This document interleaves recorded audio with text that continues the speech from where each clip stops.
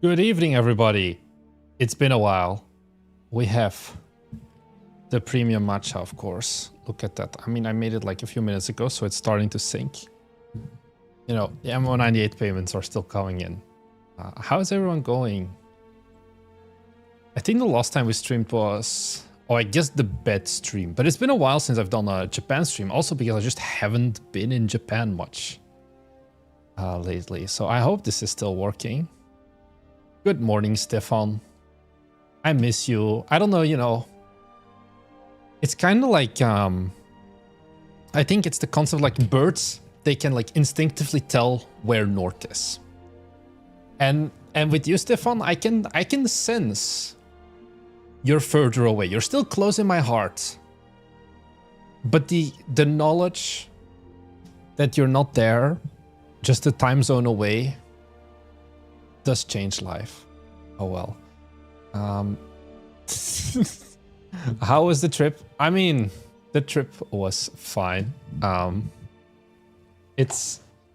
also just did like a vacation to Belgium, but I came back from the trip, as you guys may have seen, with this burning desire to work on games.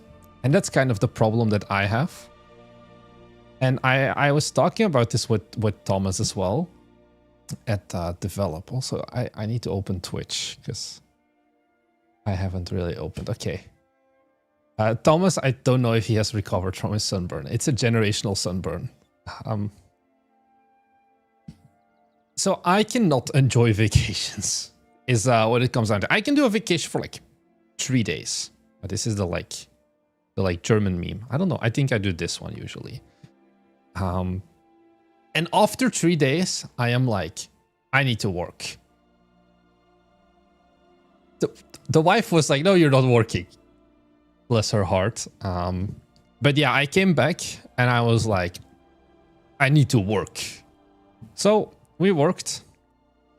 And we now have an extra game over on Steam. You now go to upcoming. It shows both games. I couldn't find a way to highlight a single specific game on the Steam creator homepages. But, oh well. So yeah, also let me see who's all in here. Hans, Tim, Zeph, Artemis. Everyone from the Discord just moved on over. To here. Omplex, Adam. Oh, Gonzalo. I hope Silicon Architect is better than last time you played it. And Mike, it's been so long. It's been too long. Oh, I'm doing the matcha stir. Should like... This is where all of the money went to from the Steam Next Fest live streams. Koge Kisaru woke up at 4 in the morning. I guess that's America's. And yeah, Julian, surprising. I tried to soft lock myself. Yeah. Is that the good stuff? This is the good stuff. This is the... I mean, it's still from Amazon. I think I can see what it is. Can I just look at like past orders? Okay, so this one... This is the good stuff. This is a Euro stream, so... I'm going to work in Euro. So this is... Okay, this is still like, no, it's 13 Euro. You can get 40 grams of matcha, which gives you about 11 drinks. Because I generally do like 3.5 or something grams per matcha. If that... so this is what it comes down to. So like, this drink is about $1 and a bit. Which, you know, for a drink you make at home, still feels expensive to me. Maybe that's just me. Anyways. Why is your glass melting? So these were actually... when we went to Belgium, we went to Antwerp, me and my wife. Can I find it? We went to Belgium, and we went to this matcha store. Not like matcha store, like tea store. And then I got the matcha, of course. And then she got the kombucha. And we were like, these glasses are so cute. So we genuinely she went up to the guy and was like, I want to buy the glasses. So now I own these glasses. They were pretty okay. They were like 8 euros a piece. So yeah. Can you send a link though? You mean for the matcha, or what do you want, Adam? I don't know what the good European matcha is, to be honest. That's the benefit. It's like my lobster is too buttery being here in Japan. And then also I live about 45 minutes from Uji, which is like the matcha capital of Japan, which is where like all the fields are. So this one actually, the first two kanji here, these two, they are the place name where they're from, Uji. But it's like 45 minutes from where I live is where this tea comes from. People are gonna start copying your aesthetic. I doubt it. Should have gone to the tray too. We want to get the tray standalone. We wanted to have a tray for the past like year. I swear, at some point we're gonna talk about game dev, okay? But we need to catch up.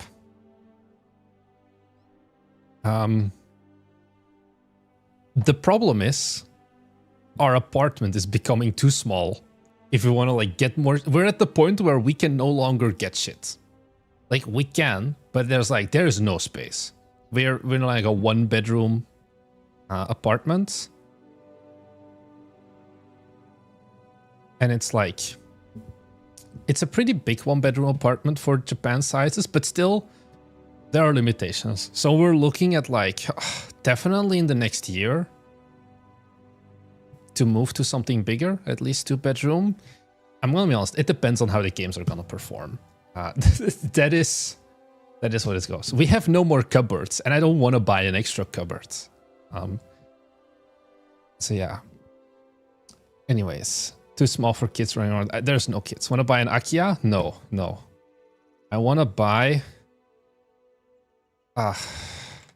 There's like this company.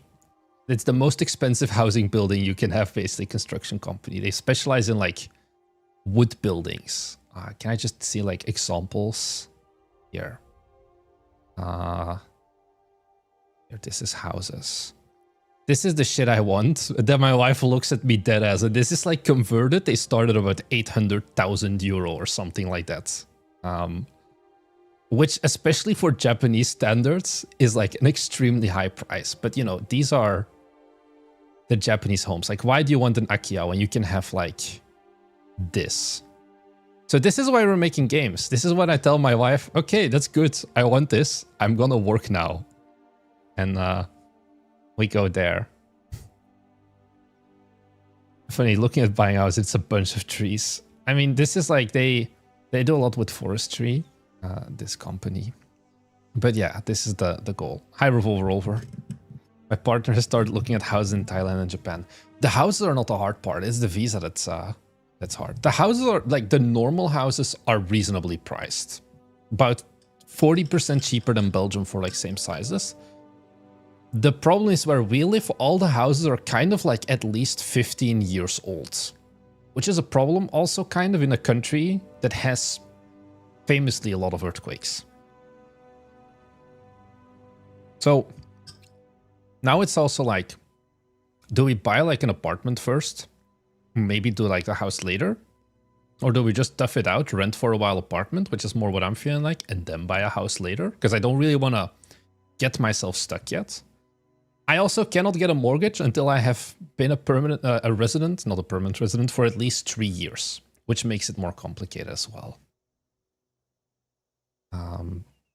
So like if she wants a mortgage, she needs to be the only one. So I just need to get the company to $1 million and then pay myself 800K, and then we're fine. But yeah.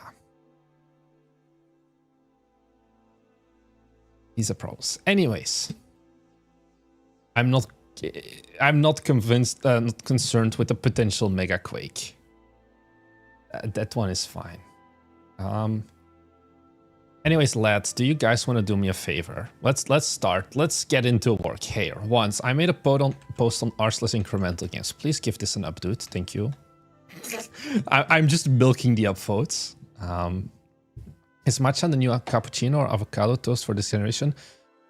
It's kind of like a girly thing, I would say. The problem is I don't drink coffee. And then this is like more popular now. So this is what I like this as well. This is just easy to find. It's kind of like avocado toast. I don't know. You'll find the combination. So yeah, anyways, we made a game. Has Incremental DB approved me? They have not approved me either. Oh well. Let's talk about it. I'm going to talk about it also in today's video, but you guys get the sneak peek. How many wishlists? I'm not sure. This game is supposed to come out. Oh, thank you very much, Omplex. Also, enjoy your matcha. Greetings from Germany. I don't know why the text-to-speech... I don't know if the text-to-speech fired or not. Maybe I'll hear it next time. I'm not sure, but I read it.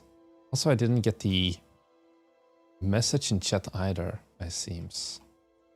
Not sure why. Hey, oh fuck. I know your name. Edward. Hey, Edward, how's it going? I was like, by the way, Edward, you know your site is unavailable? I was looking around at it for like 2 days ago. This is fastforwardmygame.com right now. You link it in your like descriptions, so maybe if you link it, you should make it work. So I want to talk about the development of this game. 32 commits. Here we go. So I started the development. As you can see, the initial commit was April 24th, 4 days after MO98. DMing my webmaster right now. Senpai, please fix my website. 4 days after MO98 came out, I started prototyping another game. I don't think I have like a build or anything easily accessible for this. But what it basically was a desktop idler with a Windows 98 style. A little like floating window that is somewhat similar to the Silicon Architect you see now with like the CPU grid design thing. Stefan, it's not 3 months.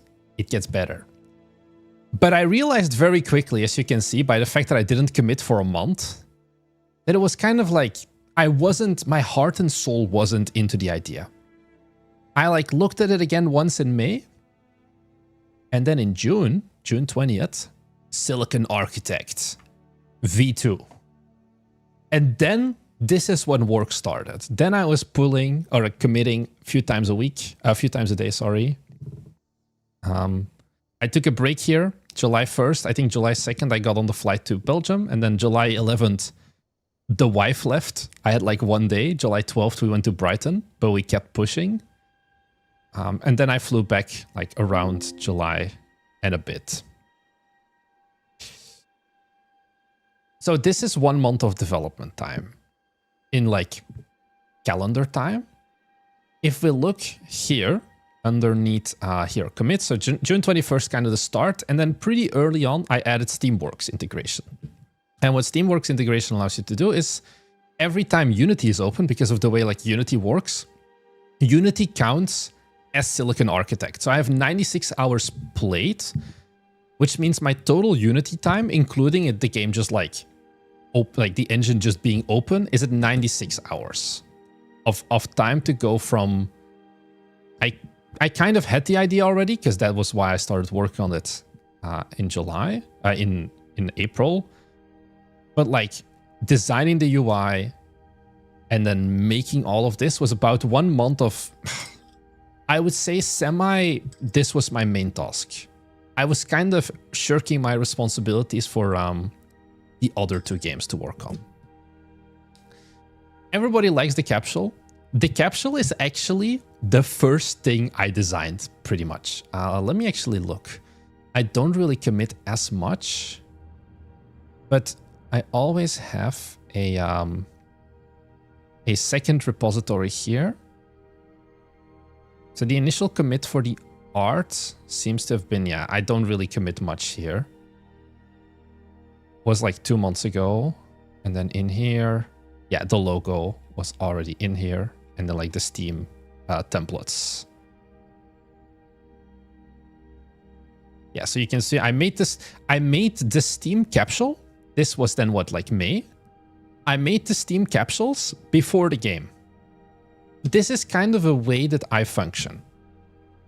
That is kind of the thing of like why I also think like, Edward, I like you, but I think sometimes you're full of shit. But not like that, but we have different design philosophies of how we make games, fast forwarded, except I'm looking forward to see when your next game is gonna go out, Edward, where I start with the marketing. If I cannot make a good Steam capsule, which is going to be the first thing that people will see, then what does the rest of the game matter? That's why I was so worried as well with MO98 about the capsule not being good. Because I had that first idea for the capsule once again early on in development, before the game was there, before I knew the full vision. And then now, you know, I had to like fix that game like right before the demo went live and the store page went live. Now I had more time to plan. This is actually a Windows 98 style capsule. Because back then that version of the game was still in Windows 98 style UI. And now it migrated to Windows XP, but I just thought about like the Intel logo and then like the own custom version of that. The only thing, and nobody has brought it up so far, that I am slightly worried about is that the abbreviation for Silicon Architect is SA. I don't know if it's good, I don't know if it's bad, but yeah. Next game, Windows Vista? I don't think so.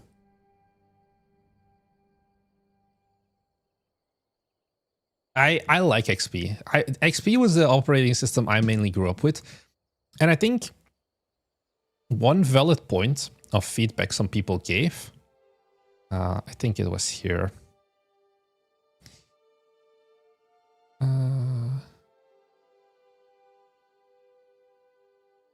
Was it here?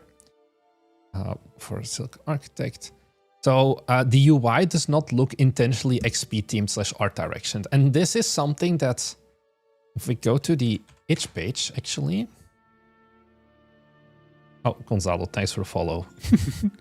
The visual, okay, visual choice is cool, but makes it very obnoxious. And then the other one was also, I don't know about the UI style.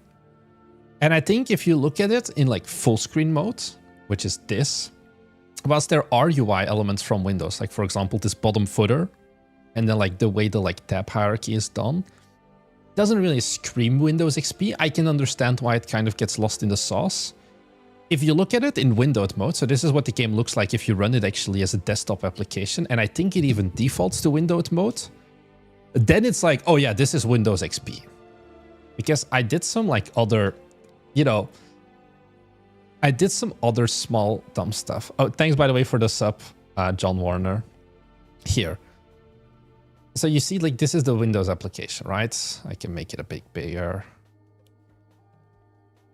If I unfocus, you see, like, also, like, this is like a Windows XP thing of like the focus changes like the color. Like I did lift a lot of like XP elements, but they may not really be as visible.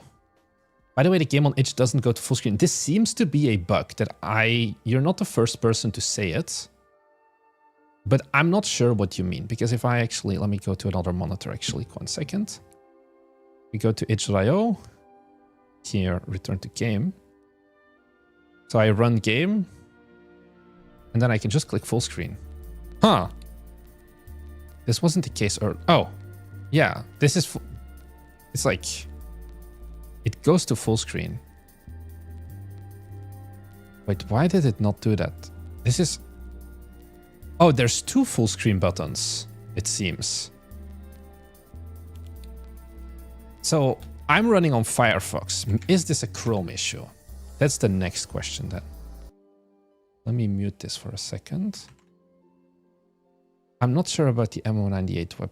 The MO98 web player actually had a bunch of very different problems that were like more like the CRT shader didn't work, and there were like some actual mechanical issues. Ah, this is a Chrome issue. I don't really use Chrome, which is why I didn't notice this.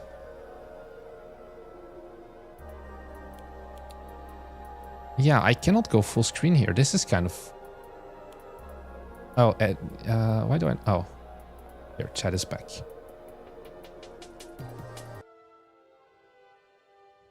I swear it was more smooth earlier as well.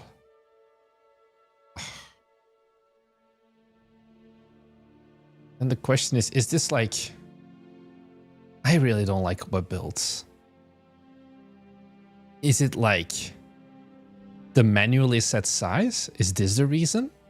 But I don't think so. Because actually I had like some other things. I have like full screen button and then the rest I leave off. Which has a setting for Unity webcams that hides the first full screen button. So it's Chromium issue then.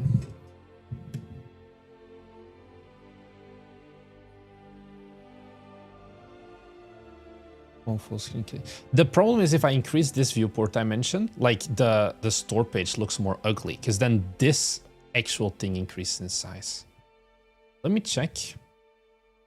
If I click here, save. So now I supposedly cannot make it full. Oh, there's like the blue button is here, but it's hidden. You guys see this? So there are two buttons, but the full screen button is partially obscured. There's like black, and then here's the Unity player thing. I don't know why. So that's kind of the issue. The obscured button, and then it does seem to work. Let me try this again on Chrome.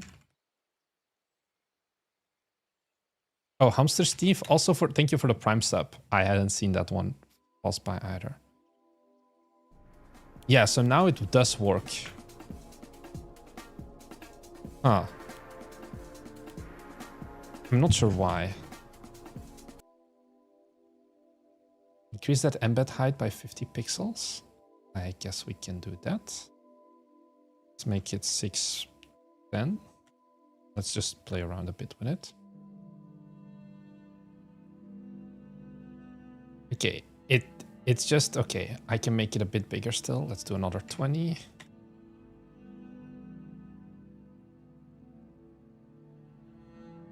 Close enough. We're gonna get there. Seems like this is the... Okay. Beautiful. Full screen works. We have found it. Good morning, Bob.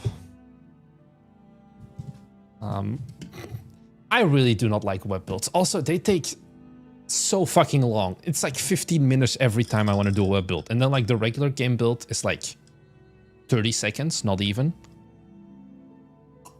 It's solo indeed. William has just been giving me some feedback. And then Thomas has just been working on his game completely.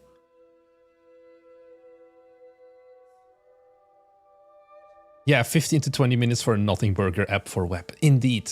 I think it's because of like the compression and whatever.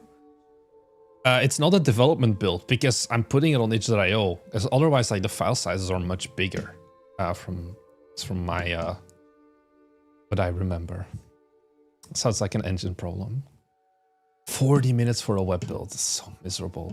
Which is also kind of why I was like, fuck it for MO98. Now, if you look at the actual analytics now, we're sitting at about 160 browser plays and a total of 5 downloads of the EXE. I think the EXE is better because it's like, I don't know. Also some other things that I want to talk about. Maybe, I don't know if you guys do this or not. I once saw, I think I was like watching an Aramis. I think I was looking at the Aramis comments for Orbreaker, and I saw some guys were like going crazy. The ones who played the web build, because the web build didn't filter out certain things like quit buttons and things like that. So actually, I think this is a little bit of an older build. If you compare the two games, so this is the desktop, you can see that there's no quit button here. There is a quit button here.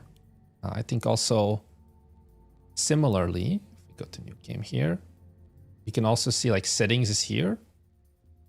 And then here also we have a quit button. And then here at the bottom, this actually pulls like real Windows stats using like Task Manager. So like I can see like my real CPU and RAM performance doesn't work in the web build. So I actually just removed it out as well. I had like some features. I think there's like 2 other things that I'm removing. Oh, also in settings, Here I can do like a windowed. And then this is also gone here. So like stuff like that of like, you don't want to have a drop down for windowed mode. Also, this is a thing if you're developing for Steam Deck, I think. They actually didn't flag it, but I think you could put M198 on windowed mode on Steam Deck and it completely fucked everything up. So now I filtered it so that if you're using like Steam Big Picture mode or you're using a web build, it will always only play in full screen, basically. A lot of the settings don't carry over. Yeah. So I kind of were like looking at like those things. By the way, can we talk about this beautiful volume settings panel? This was the, I kid you not, this was like the first thing I made basically before the rest of the UI was there.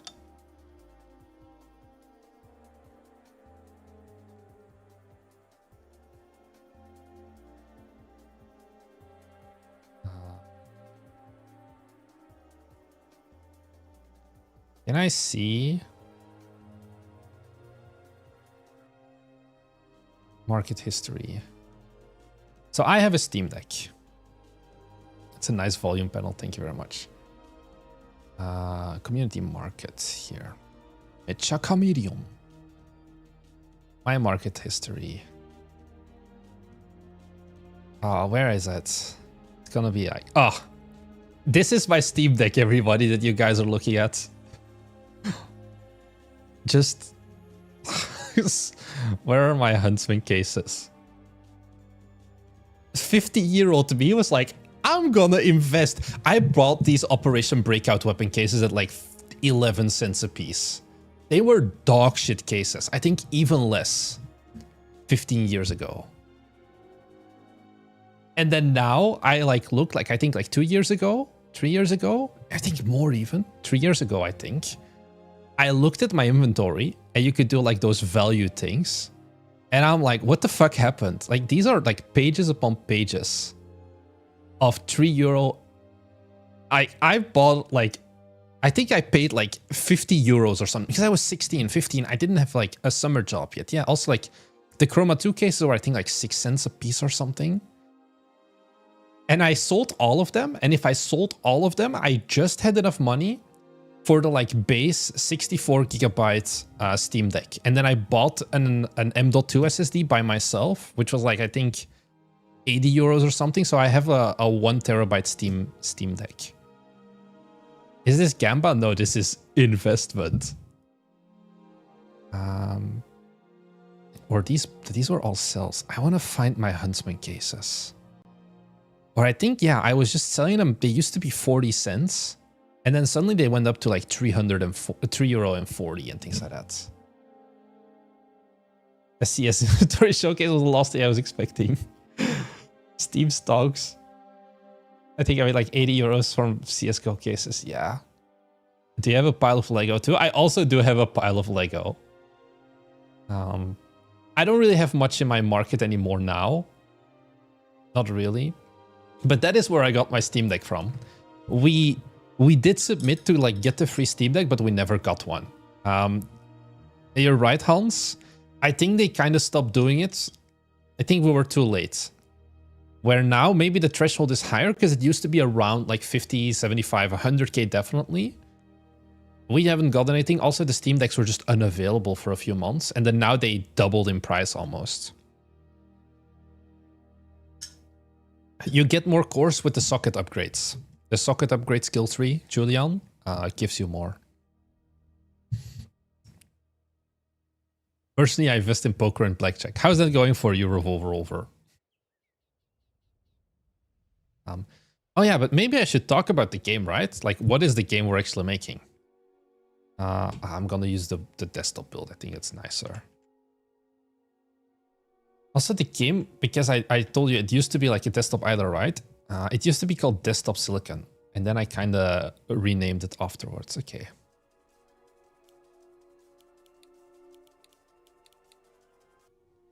Also, like something else, because this was designed as an idler game at first. Like, if you have it unfocused, it will take up less resource and things like that.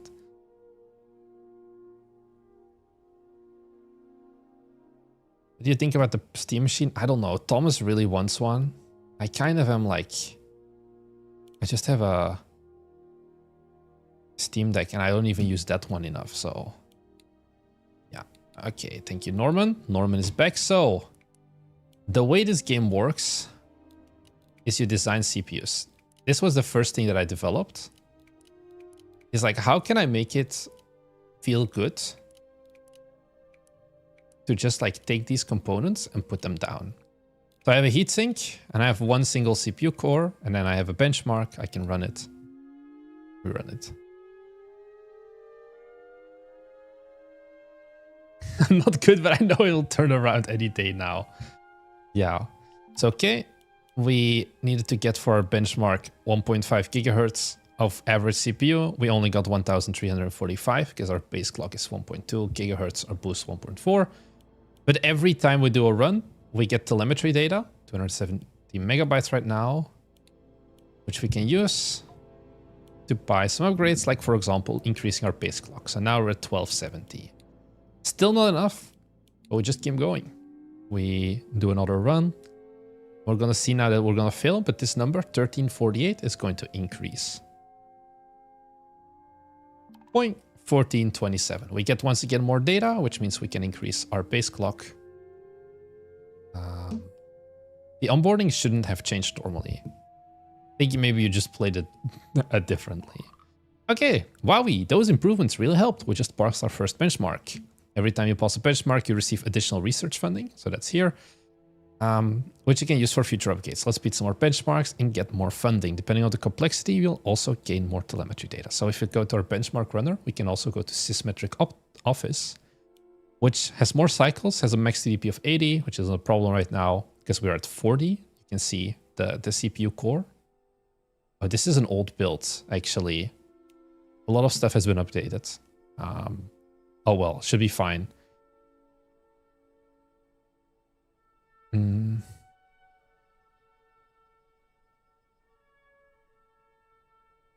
So yeah, this has been improved now. So once again, we run it, and we're going to actually, this previous run gave us 150 megabytes, and then this is a more like advanced benchmark. So even though it takes longer, we're going to get more telemetry data, which we can once again use to upgrade our CPU further. So now we're going to get 314, almost double. So we can buy out. Norman is in the way. Can we make GPUs too? So this is the scope creep territory. I am also in Japan. It's probably... I kind of need to... Once I beat this benchmark, I can do the prestige. And then I can show you kind of what the future is like. So give me like a few minutes. There are right now, I think, 8 different components you can get. You can get like CPU cores, you can get additional CPU cores, you can get ALUs, level 1 cache, which is like IPC, level 2 cache, overclockers, undervolters, other stuff. So yeah, you have the frame rate. Now we need to get this one, 750 megabytes, and then we should be able to pause it because then we have enough IPC, which is instructions per cycle. And let's go. Oh, fuck. Yeah, I need to buy the upgrade. So the next benchmark run we do, we're going to pause.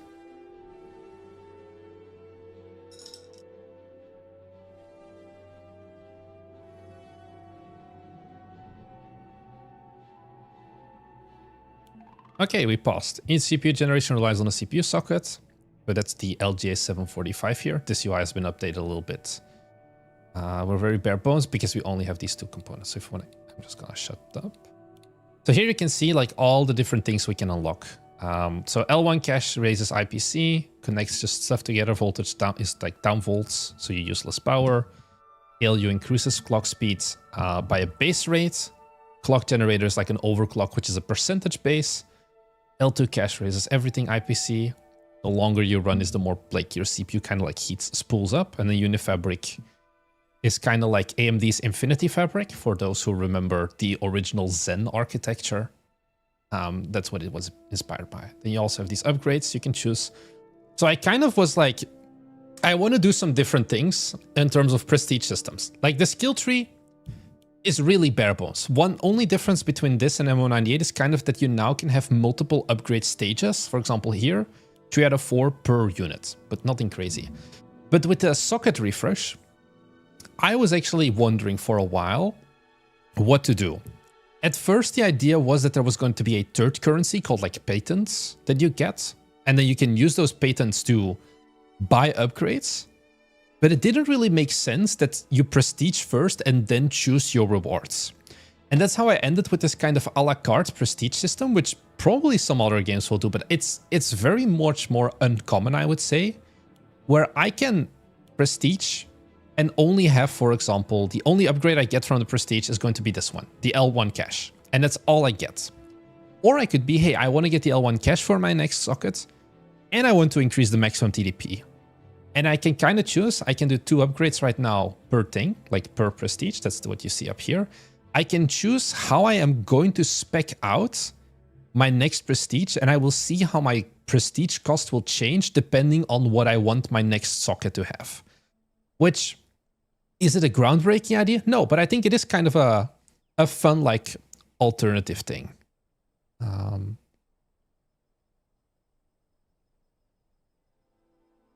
Gonna be more like incremental, more like simulation this time. Man, you just sniped the entire LTT community. Too bad the LTT community is falling apart ever since he got the jet. Why is everything in megabytes? In megabit and not megabyte? I think I wanted to do it actually... it's actually, now that I look at it, I think it like behind the scenes works in megabytes. I'm not sure. I can change that. It's just a label.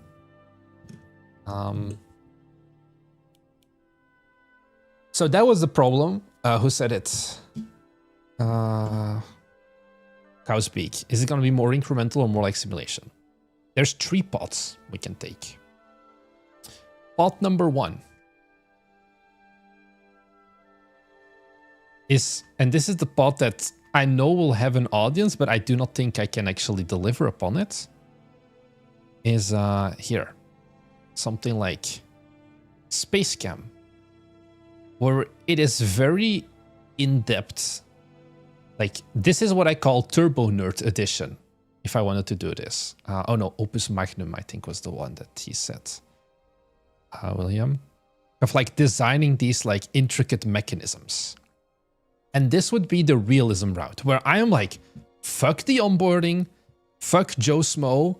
Only if you're a turbo nerd and you like programming in C++ or whatever, can you play this game. Thank you also, Pixel Killing Game, for the tier 1 sub. So we're not doing that. I don't know. I could do that, but I don't really want to do that. So then the second alternative would be to make this an idler game. And that was what the game originally was set out for, where the benchmarks intentionally take longer. Thinking like 30 seconds to like multiple minutes to complete a benchmark. Kind of like how benchmarks are in real life. Like, for example, the Cinebench. I think Cinebench is the one that does like the Blender, where you can see like all the little like cores. Can I just see like a screenshot of Cinebench? Yeah, like if you've ever seen like an LTT video or like any hardware review, like you've seen this.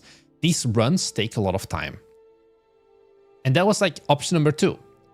Fuck the active part. It's an idle game. You just have this running. Which is why it was designed as a windowed mode first thing, with like the little header and like the small details. Like, for example, if the game is out of focus, you can like see, and has like different performance. That's option number 2. And then option number 3 is we make it incremental slop. We make it like MO98. And from a marketability and profitability perspective, incremental slop would be the best. But this would mean that, similar to MO98, we had this problem with the first MO98 playtest as well. There was too much technical jargon. So a lot of stuff, like this used to be like provision server node. We had to dumb it down and we had to call it just buy server node because people didn't know what the fuck provisioning means. And at that point, this just becomes a wrapper. These like CPU design for a more traditional gameplay mechanic, just with different visual flair. You're not the only one who has slop fatigue. Don't get me wrong, Jason. William hates it so much as well. I just like to say it now to annoy him. And I'm kind of at the crossroads of technically all three are possible, although I think in my heart of hearts I want to make it an incremental slop game. I think I definitely do not have the turbo nerd commitment to make this as Zachtronics-like. I could make one. Technically, you could make one with this like game idea, but I think I'm not the perfect person for this. I actually, purely by chance, found that there is actually a Zachtronics game called Silicon Foundry. It's a very obscure, he also says, obscure puzzle game from 2008. I only found this out like later. And it is also different, the Silicon Foundry, in terms of design. But like, this would kind of be what I need to do if I wanted to make this as Zachtronics games. Like the, this is the like Turbo Nerds edition, where you actually like design like silicon as well. But this is like, what the fuck do you do here? If you think Silicon Architect is confusing, this is worse. The new game is not being made in Godot. It's being made in Unity. We use real engines over here. That's why it's actually shipped so fast. So while it's possible, I don't know if I want to do it. And then the same thing with like an idle game is like an idle game might have an audience, but I am not the audience for an idle game. I wouldn't play an idle game for the most part. And that's what I mean. As you say, some person, I think technically I can go three ways. I think in my heart of hearts, I know this is going to become incremental slop. In which case I do probably need to dumb it down, and I need to give, instead of it actually being a CPU design game, similar to MO98, what's more important is that players feel as if they're smart. Not that they're actually smart. If they want to do if we do the Zachtronics approach, it needs to be a game where they're actually smart. Similar to like a Factorian, whatever. If we do the incremental slop approach, we need to have a game with like lots of like dials and whatever and flashing lights that make someone feel like, oh, I'm a monkey and I'm so smart. But in reality, it's kind of determined for them. It's just a visual wrapper for a more simple base gameplay loop.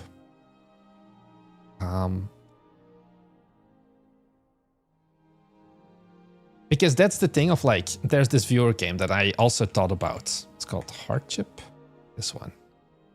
And this is a game that's also about like designing processors. But this is Turbo Nerd Edition.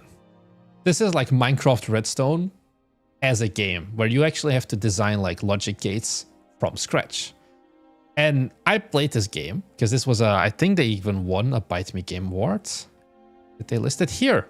They won the Bite Me Game Awards niche but neat.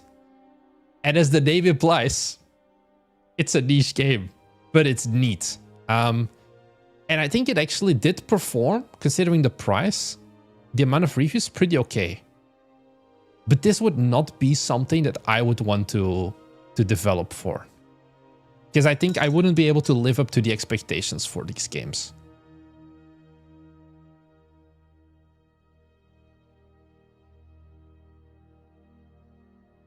No, your audience, monkey brain. Yeah. What's actually this stream? The stream title on Twitch also is wrong. I just noticed. Let me update that. Give me a second. I was very like rushed to go live because we're also on just chatting still. I did not really game software and game development done. Okay. Gotta remember 99% of Steam is normies. I actually also, I don't know why. Oh, I remember why. I was I played your game earlier, Stefan. I think it's really nice. Because I was like looking. I also mentioned in the video of like, I think the page, the itch.io page for Silicon Architect is very nice. I don't know how to describe it better. Of like, it's that thing of like, hold yourself to the higher standard of like, this is a good page, I would say. It does like a lot of like stuff like this thing as well. And I was like, what do other people do? So I first looked at like, of course, Orbreaker. How does their Steam demo, like the itch page look? And it's like, it's just like one sentence and a wishlist button. I'm like, yeah, they even have a donate button. I think it's always weird to have a donate button. I always disable it, the donate buttons, if it's like prototypes, because it's like, I'm gonna get your money anyway. You don't need to give me money now. I don't know. And like also like the $2 someone gives me is not gonna make the difference. Although if you want to buy me a matcha, there's a Ko-fi link in the pinned. That matters more than like here. But yeah, I think mining in dwarfs, that was kind of one that I also then looked up of like, okay, let's look at another game that I know. I think this is a pretty nice line. You also did like custom fonts. You don't have the sidebar. I like the sidebar. It's personal preference. But I think this is nice still. And then like the logo and things like that. I actually played the game for like 10 minutes. I did enjoy it because it's been a while since I played it again. So that's kind of thing of like, I have like the trailer. You don't have a trailer, I guess, because you hit the sidebar. I didn't like hiding the sidebar.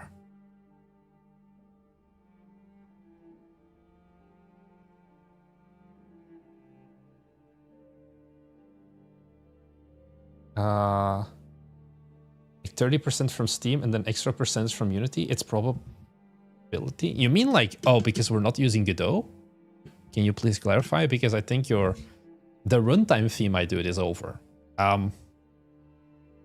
The Unity is not like Unreal. Unreal is 5% if you go over 1 million. Unity 1 is a fixed price. You just need to buy a seat, a license, which is about, I don't know how much it is. It's pretty expensive. Don't get me wrong. This is in Japanese yen. Let me change this to like USD. I guess like you need to pay $210 a month, but you don't up until like 1 million. Trust me, bro. That's what it says. I don't know how to switch to. Maybe I can just go to Unity. Okay, games, Unity engine. Can I see pricing? Can I see pricing? Plans and pricing here. Yeah, so $210 a month, and then you can do up until 1 million. However, we have this for free because I'm a content creator, and Unity has this thing called the Unity Insider program that we are a part of. And if you're a Unity Insider, which is basically you're a content creator, every content creator you see on YouTube that uses Unity does not need to pay for the Unity fee. So we have the Unity Pro, so we don't really need to spend any money. Yeah. I do think that the $210 a month can seem pretty expensive. I'm a paid shill. Dude, have you not noticed this before? I am the biggest Unity fan there is. Not the biggest Unity fan, but I generally will. I have good things to say about them. Now all the Unity shilling makes perfect sense. They don't need me to shill. Honestly, I like even like reach out. I think the Unity Insider program, they don't really do much. Maybe they used to, but not really. Like I reach out to like the program manager and I'm like, hey, I'm going to develop Bryden. Do you think we can do any videos? Hey, I'm going to Unity, like Gamescom. You going to do any videos? And they're like, nah, not really. And I'm like, okay, then you get no free press. So yeah. Marnix isn't working though. Who would have guessed? You called it a real engine, of course. What made me choose Unity? It's what Thomas knew. When we first started game development, Thomas already had a few years of experience just fucking around in Unity. And then we all studied computer science and we knew C#. And that's kind of what we did. Wait, do you need to buy a seat? Only if you go over, I think, $200,000 in yearly revenue. Otherwise, you don't. If you get over 200K a year in gross revenue, then you need to buy a seat.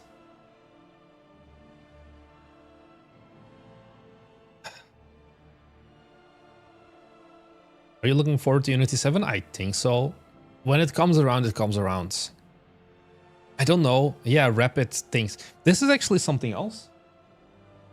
I started developing more on like macOS. A lot of Silicon Architect was actually written on this, which is funny because it uses custom Apple Silicon. There's a joke in there somewhere. Unity is so much faster on macOS. It's insane. We're now going, like, because I went to Belgium for like 2 weeks and all I brought with me was my MacBook. And it was much faster, I feel, to develop on my MacBook, which is a base spec MacBook Air, than it is on like my Asus ProArt laptop. It feels so much slower. Where now, I'm kind of sad. And then Thomas as well, of like for Thomas, his next laptop, which should be coming around, I think in like still quite some time, don't get me wrong. We're like looking at maybe we should genuinely buy him a MacBook, because we did like some benchmarks. A build for him, for his game, takes about 6 minutes. And then on my MacBook Air, it takes like 1 minute. And he just cried when we did the drag race next to each other. Also, indeed, you can open the lid, close the lid, bam, resume, and you have amazing battery life. I just love it. That's like one thing that I like to do now, because I'm always inside. It's like I have this like bag, and this is kind of like my man purse, and it has like everything I need to just go to a local cafe or something and just work from there, which I couldn't do with my other laptop. Now, of course, it's also a 16-inch. So for me, genuinely, I would consider switching to macOS as my main device if it wasn't for you guys. That's kind of the problem of like most development and most target audience is still Windows at the end of the day. And I don't want to deal with dual booting and all of that shit. And then technically I could have just like a dedicated stream PC that runs Windows. But yeah, I also, back when I worked at Cisco, I only needed a web browser, but it gave me like a 14-inch MacBook Pro. I really enjoyed that device as well. I think the MacBook Air honestly is very nice as well. It's also fine for what I need, because I'm not making 3D games. I don't know how the performance equation changes if it's 3D, but especially for 2D development, the MacBook Air is a dream, I would say. If you make art, Apple is just too impossible and too expensive. I don't know. The whole reason why I justified getting the MacBook Air, we go to M198. Here we can see like the total, look at like 1 year. Like the total macOS revenue is like 2.4K. It went up a bit more still. So I'm like, I can justify. I bought my MacBook Air for like 1,100 euros. It was before the price hike still, luckily. So I'm like, I can justify this. How we actually built for Mac before is a long time ago, we actually bought an M2 Mac Mini, because I think this was like the first time they were like 500 euros. You could get them like very cheap. And this is what I used to do for macOS builds for M098. And I think I still did like an M098 build recently. But otherwise, like actual development, I now use the MacBook Air. Is it going to connect? Like the Mac Mini is like right behind my laptop as well.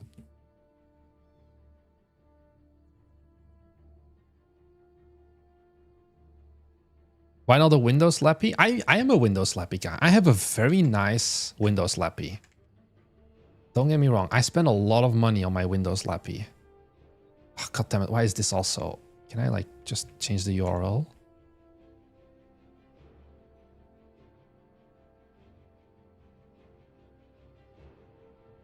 This is the one that I have.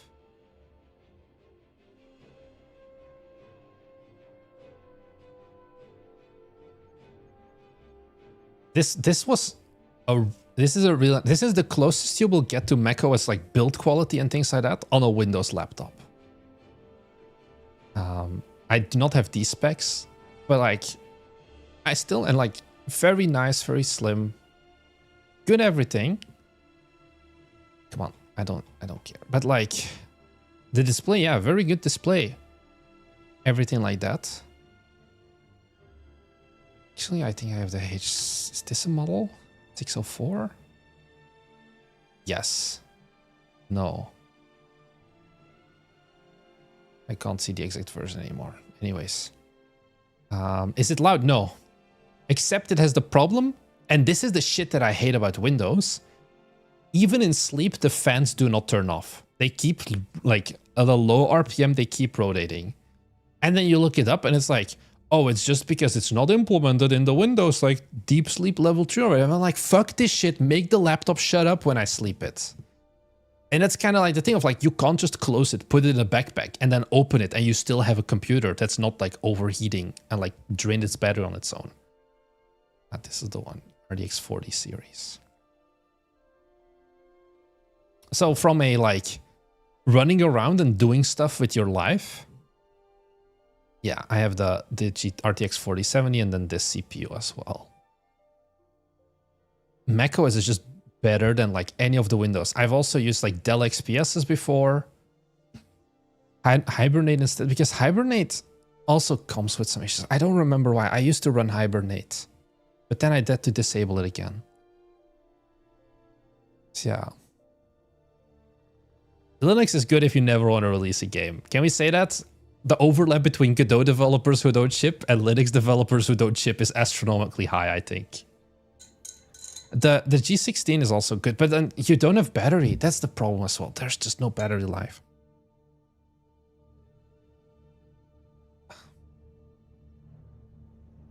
Unity works really well on Linux. Yeah. Linux X Godot, name a more beautiful duo. Programmer sucks and the Blahai and a Linux operating system. Those three things combined.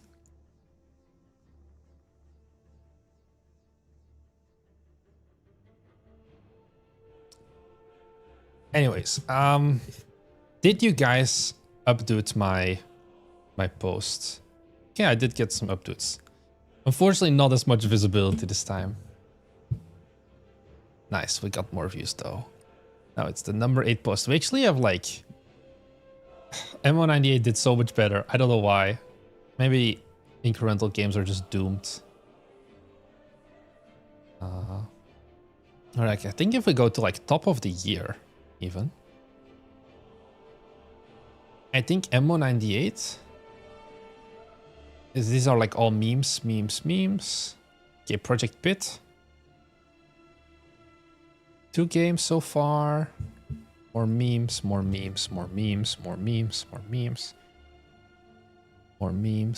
Come on, give me a... Okay, Orb of Creation, another game. I thought MO98 was actually pretty high up. Yeah, here. It's like, in terms of like actual games got upvotes, like 500 upvotes. This was a good performing previous one. See more, 85,000 views. Okay, this is my #1 post of all time. Cool.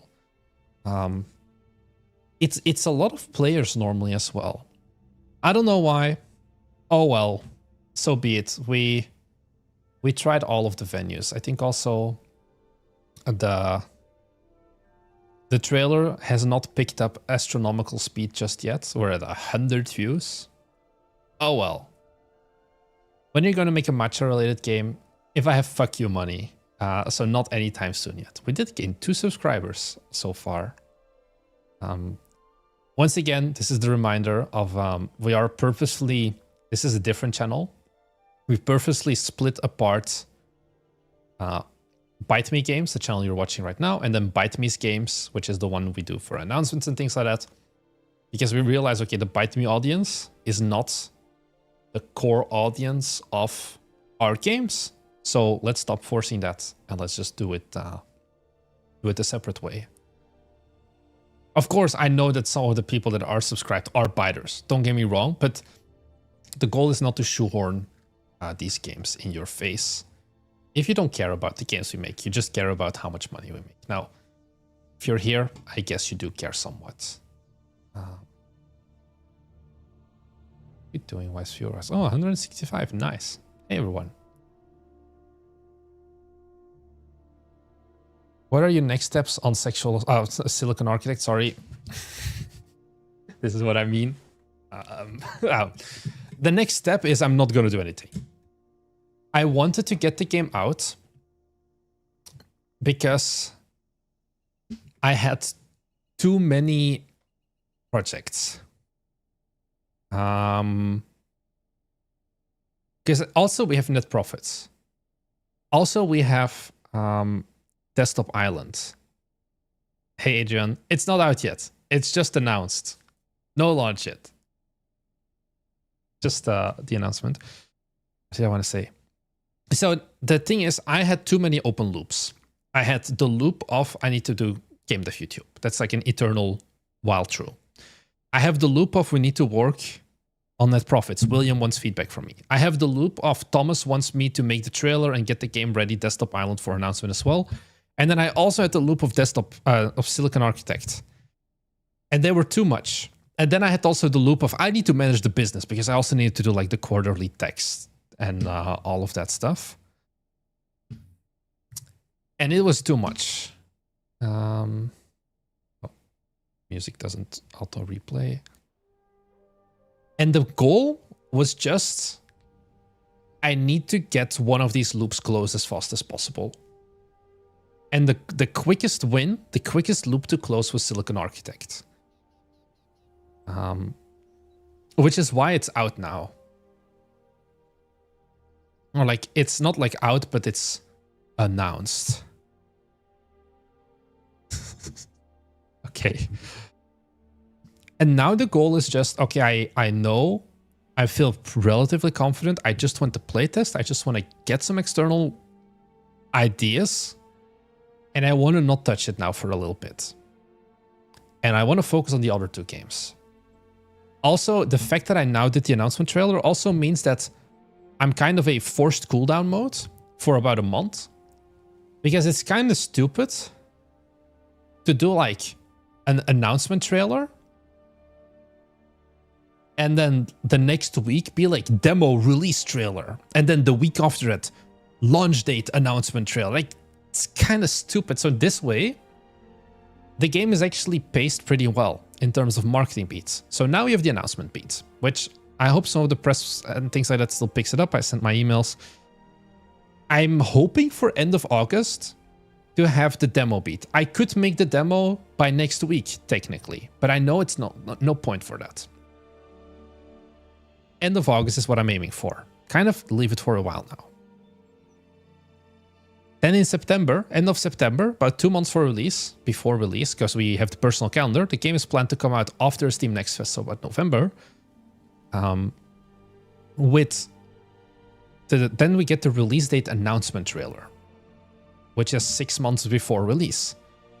Then we can do something like the Next Fest trailer. And then we can do the release trailer. 5 times to like pull the slot machine of maybe we get lucky with the YouTube algorithm. And those are kind of perfectly spaced out now, assuming that I got the announcement right now. So yeah. I'm not going to touch it. I'm just going to like put it out, absorb a lot of the feedback. How are people playing it and all of those things. And then revisit it later and actually implement more stuff. The capsule needs a hologram effect. I'm not sure what you mean, but you're always welcome to just take this and throw it in Photoshop to show me what you need. So that's kind of the main thing. What's next is that there's nothing for a little bit.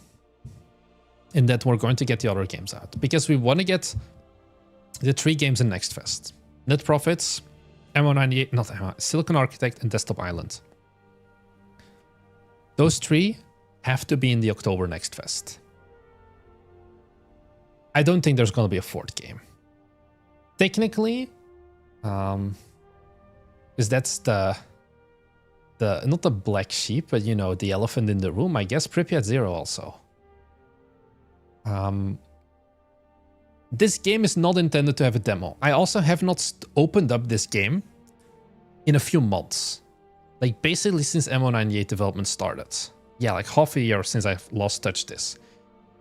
And part of me still wants to release this. But I know that I'm going to have to scope it down a lot. And develop more like Pripyat cancelled. I am in denial. I do not want to cancel Pripyat Zero. But I also know that realistically, this is a financially bad move to spend effort on this right now when we have more safe bets, like Silicon Architect, like Net Profits, like Desktop Island, where Pripyat Zero, there is a good chance it's gonna make $4,000. Because that's kind of, it's not horror, it's just horror, it's not friend slop.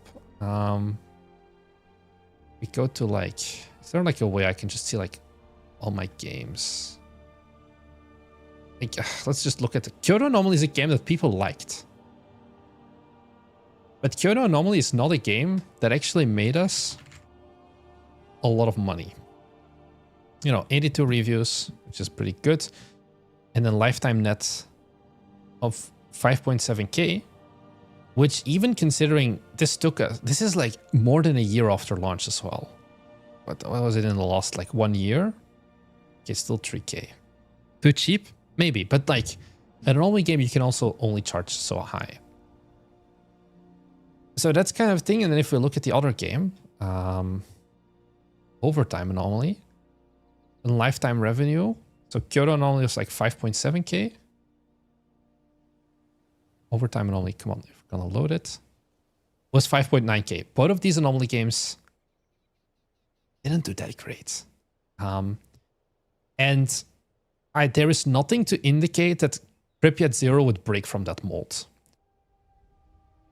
Appeal is king when you're literally a who to even the most enthusiastic indie gamers. What do you mean, Brano? Appeal is king? What does a literary who mean? Can we like break that down a little bit? A literally who? Okay, I don't know. We'll figure it. Do you think people judge a game differently between 4 and 6? Yeah, definitely. Do you think it's normal for a game to be out and the wishlist numbers to grow larger? Yeah. Like, stay the same, grow larger. You'll get new wishlists. You'll also lose wishlists from people removing from wishlist or buying from a sale. That horror game seems like something you would want to make. I think at this point, it's not what I want to make. It's what I want to finish. This is a game that I know I can release in some capacity. But I don't think it's worth the effort right now compared to other things we have to work on. There's an opportunity cost. I could get this game out by Halloween or whatever. That's another thing. Like, this game was never intended to have a demo, I think. Which means also no Next Fest. Which means you only have one main marketing beat with content creators. It actually has a surprisingly high amount of wishlists. It has more wishlists now. Oh, literally who? Okay, I get it now, Breno. Yeah, nobody knows who the fuck I am. Okay, so Pripyat Zero is sitting at almost 1,000 wishlists. What the fuck? Kyoto Anomaly launched with 850. It just keeps growing. Like the last 2 weeks.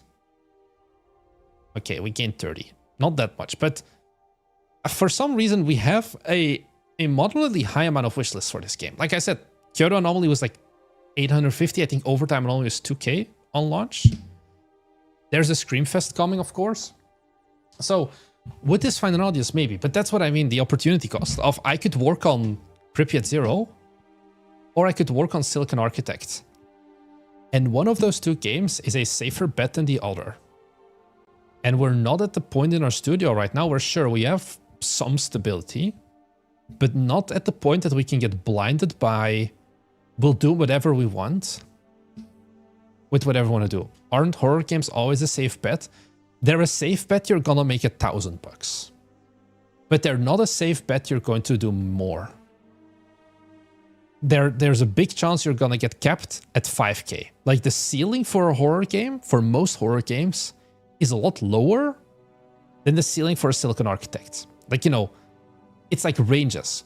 Silicon Architect could be a $50 game, or it could be a $50,000 game. Depends on like marketing and execution, all of those things. Pripyat Zero is almost certainly going to be a $500 game, but it's going to be a tough part to get it past a $5,000 game. So whilst the base floor of total revenue may be higher for Pripyat Zero, the actual amount of like potential ceiling is way higher for Silicon Architect. And that is kind of that thing of like the ability to get 10 times more potentially, 10 times more upsides. I'm using like random numbers, you know, is better for us right now than to take the safety of the $500 from Pripyat Zero, because that is not enough money. We have a burn rate of like 3.5k every single month that we work on our studio. So we need to make sure that we're working on the games that at least make sense. If we work on this game on Pripyat Zero for 2 months and we assume like my wage technically goes towards it and we're gonna spend like 5k or something on that game and like time and maybe some assets and whatever, that then means that that game is basically not going to break even. And that means that, okay, this is actually maybe not worth pursuing. That's what I mean with Pripyat Zero is the game that I make if I can kind of be like, fuck it, I just want to do this for myself. I don't need to care that much anymore about the money, and I'm just going to get the game out. Yeah, should be a little game between the other games. But right now there is no between the other games because we already have 3 games in the development pipeline. That's it. So if you ask me, is Pripyat Zero going to come out? My answer is still one day, because I like the idea there. I think I'm going to scale it down a lot. I think I'm going to butcher a lot of the scope, unfortunately. Maybe make it a more dumb and simple anomaly game, but at least it will see the light of day. That's kind of the vision.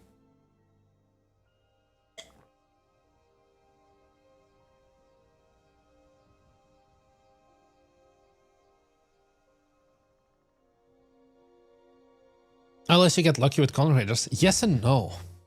Because even the content creator coverage with horror games is also not that great. Like, for example, Kyoto Anomaly had like... let me look up Beast Boy. Oh, Beast Boy. Like 780k views. And this translated to 80 wishlists. It's not about content creators. Like, he has a lot of horror games just do not convert because people often watch them not for the games, but for Beast Boy Shub and how he reacts to the game. And that's the thing. I think if it was a multiplayer game, but I'm not gonna make this a multiplayer game. Scope creep and all of those things. Yeah, I could ship it, but I could also spend the time to ship the other games. So that's kind of what it boils down to.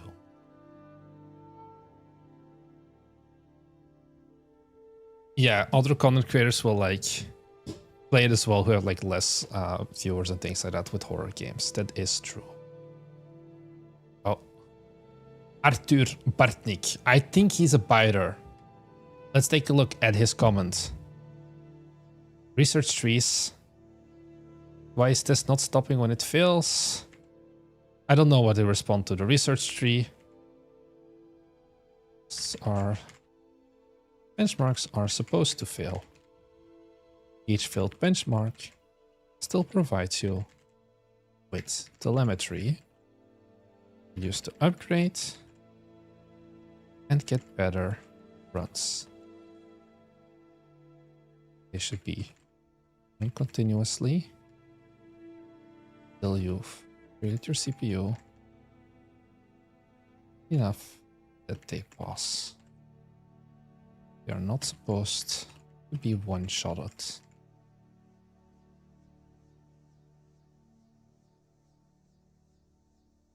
Research.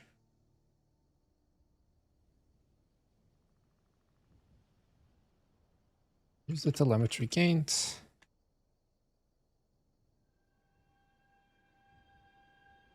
Each run. Upgrade CPU in the research tree. Upgrade your components. Okay.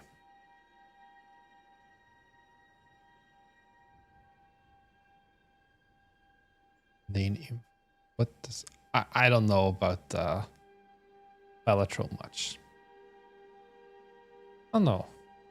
AP games on X. Please don't be porn. Please don't be porn. Artur Bartnik. Damn, he even follows me. Damn, he even follows Playway. Horror game with a witch. One day we'll see the game, Artur. But thanks for the feedback still. I think wish lists aren't going great. I mean, I think it's too early to judge as well what the wish lists are. I don't know how often it updates. Like if we go to wish lists. Earlier when I checked, we were at 8. Today. But I don't know why. It like also doesn't really show up in like the reporting and things like that. Because oh no, actually, I think it will now. No. So you see like, if I'm looking at like wishlist activity for today. Oh no, Silicon Architect 27. Let's fucking go. So 7 games next fest. I think 7 may be too optimistic. Oh, we got 7 yesterday and then 20 more today. I see. Okay. 27 wish lists. Let's go.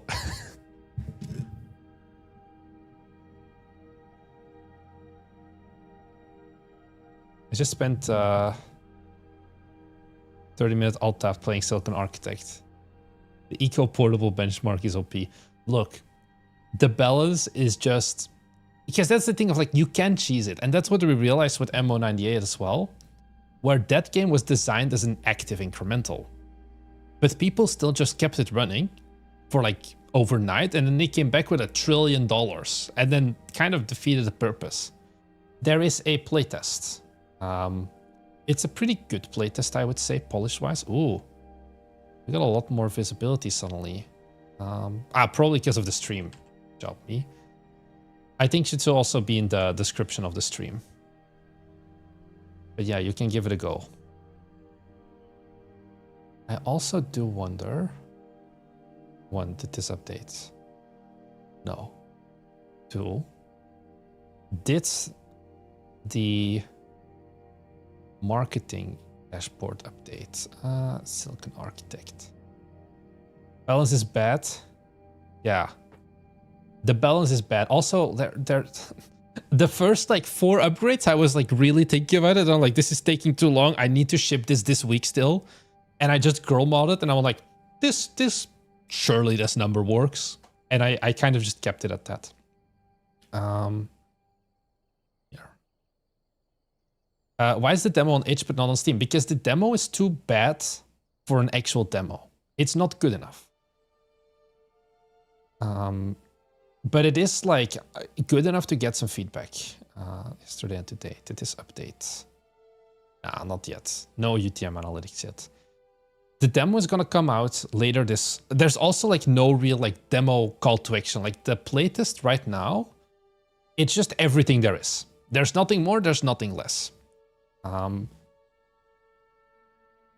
there should be like a clear ending point. You know, there's like this... maybe you guys have seen this. There's this checklist. Demo? Yes. Of like, step number 1.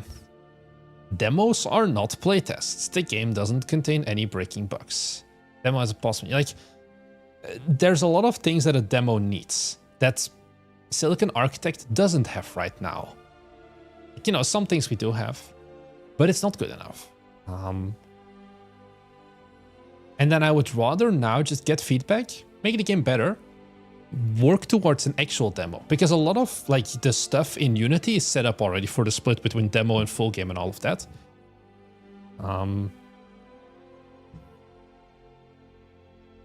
But it's not good enough for a demo. So that's what I'm going to be working on in like the next month. Like after Desktop Island is out, I'm going to be working on getting the Silicon Architect demo available. Because the demo also, you can like notify players and all of that. Demo should play like the final game, indeed. Where is this checklist from? It's from my recent video. Have you not seen it? Is GeoGear a fake biter? Do you have any hints what is good enough for a playtest? Here. A comprehensive Steam demo checklist. This is for you, GeoGear. Where I walk through the entire list. So it's just a test build. It's a build where I know that it's like not good enough for marketing purposes, but it's good enough for validation purposes. It's in the watch list, so that's where the thing comes from. I actually did run through the there's another one for the Steam page. I did run through this genuinely before release, and I have everything except these two. No, this one, minimum of 7 screenshots, and then variety in color and scene. These are the two hardest ones because, unfortunately, because the game is still kind of early, there's 2 more big UI mechanics that I wanted to add, but they had like 0 UI, and it would require basically a few months. No, a few months. I feel like at least like another week, more like 2 weeks probably, if I wanted to implement those. And I once again was like, no, I need to close the loop, and I need to just release. I need to get something out. Just abandon another project to start a new one, guys. Love the rush of putting together a prototype and pulling in stuff from the old projects. This one will be small and I'll finish it, I promise. Let's see how that goes. JK Bit0, thanks for the follow, by the way. How long do you think this incremental phase will run for till it flattens out? I think certain genres like Nodebusters already are flattening out. I think that is... Can I glaze myself for a second, guys? Hi, it's me. I'm an asshole sometimes, or you might think I'm an entitled asshole. I think similar to MMO98, Silicon Architect still does something unique with the genre compared to the other incremental games. Can I say that? Not just like visual style, but also like the kind of like hybrid of like simulation, puzzle, and then incremental. I think kind of does put it in a little bit of a different spot than the rest of the incremental I'm so sick of this. If you compare that to like the more traditional Nodebusters, I think those are gigafucked. But I think these can carve out a little section that is like safe from the Nodebuster slump and like the anti like node-like crowd, basically. So that's kind of the thing there that makes me somewhat confident. Now, I do not think that... Actually, I can see it. This was like a... Yeah, so for example, this was like the top comment on the MMO98 announcement. And like the first thing is like, well, that's a different concept. And then it's like, people were just happy, that it wasn't a Nodebuster for once.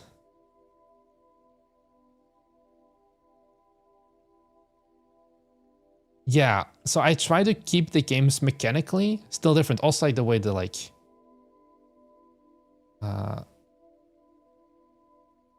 you also had like infinite incremental. Incremental Infinity, sorry. This is another Belgian developer. And then it came... Oh, it's a mixed actually. I thought it was... People do not seem to like it. Where I think like these styles maybe are like hard. Still, they're pulling in good numbers, I would say. They're not going broke with the all-time peak of 840. Like they are only making €4 a copy, which is less. But I actually knew these developers for a long time since like also like Necrostory. They made like very different games before. But yeah.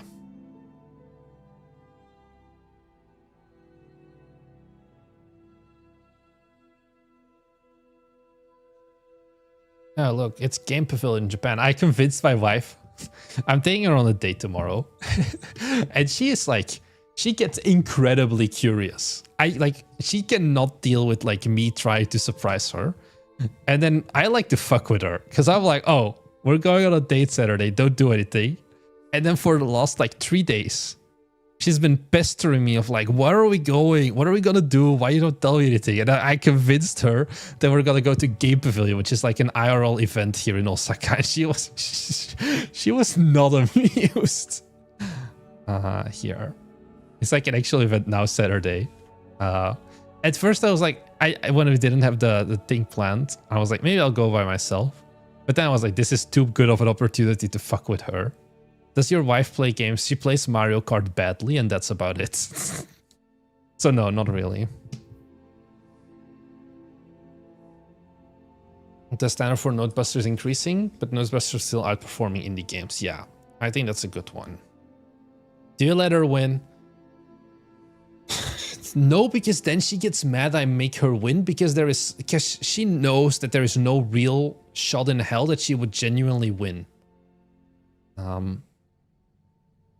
Because I'm just too good in comparison. So if she wins, she just knows it's because I let her win, basically. How did you end up in Japan? Was it her choice? She's Japanese. That's why I'm here.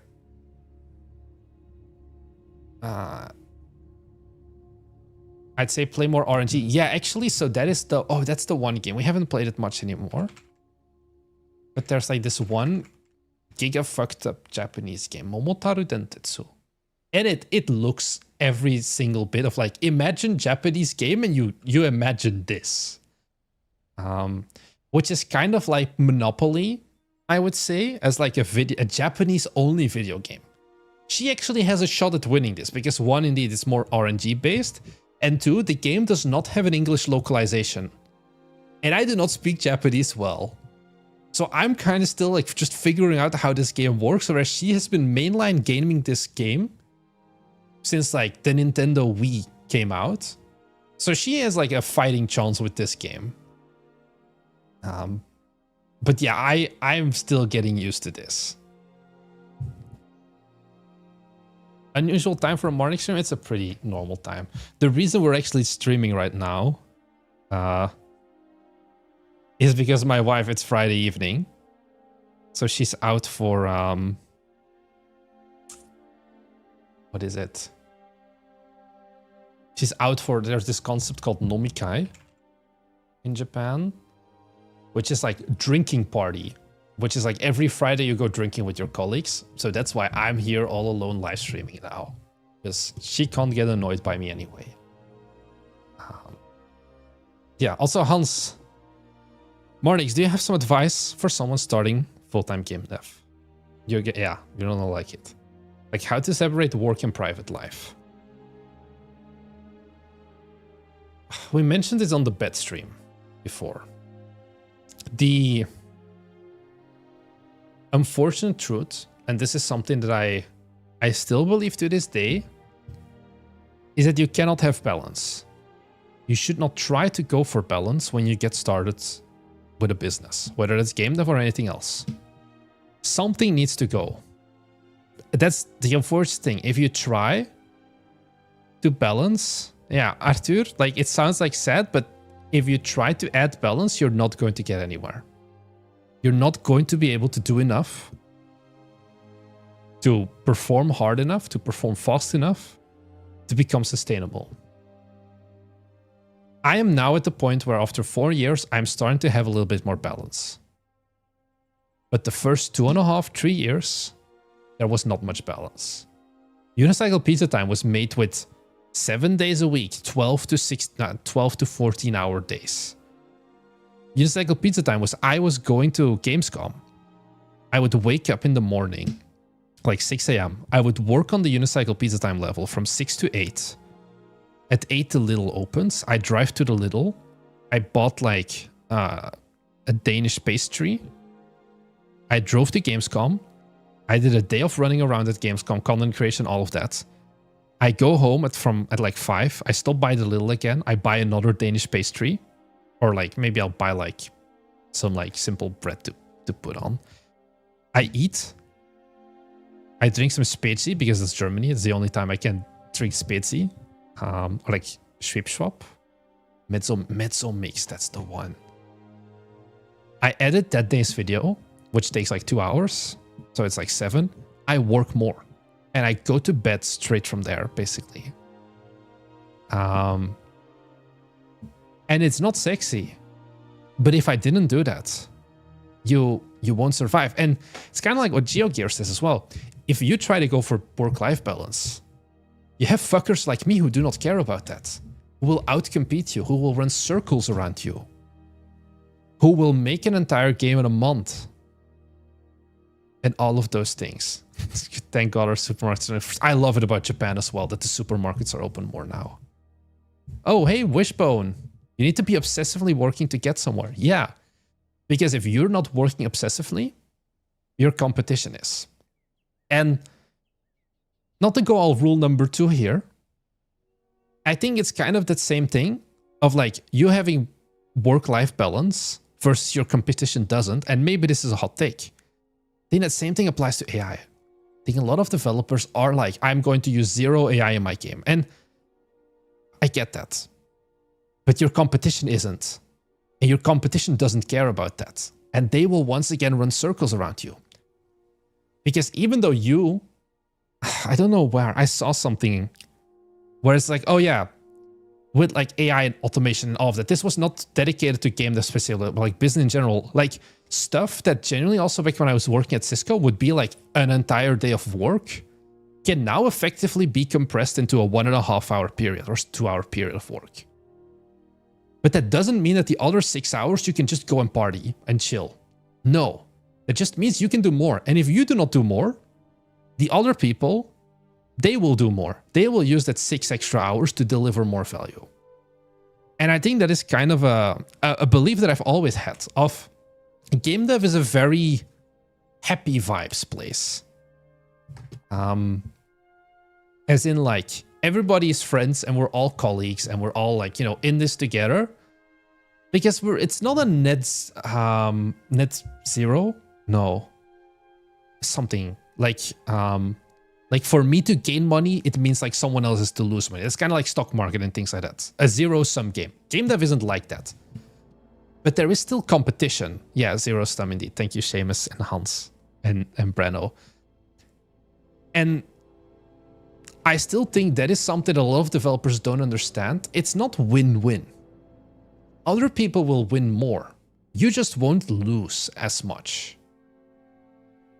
But there is still a finite amount of games people can play. And, you know, there's so many games coming out. And even then, you will find an audience for your game. It's not like, oh, because MO98 came out, some people didn't buy, like, some other game that came out.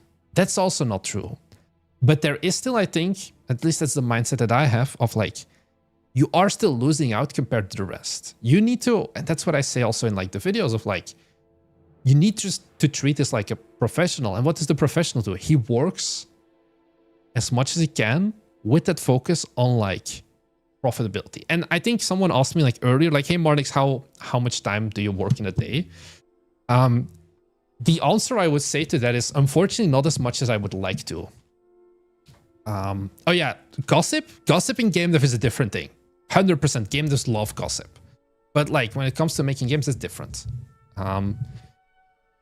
So my wife, she has a regular job. She works Monday to Friday at a bank.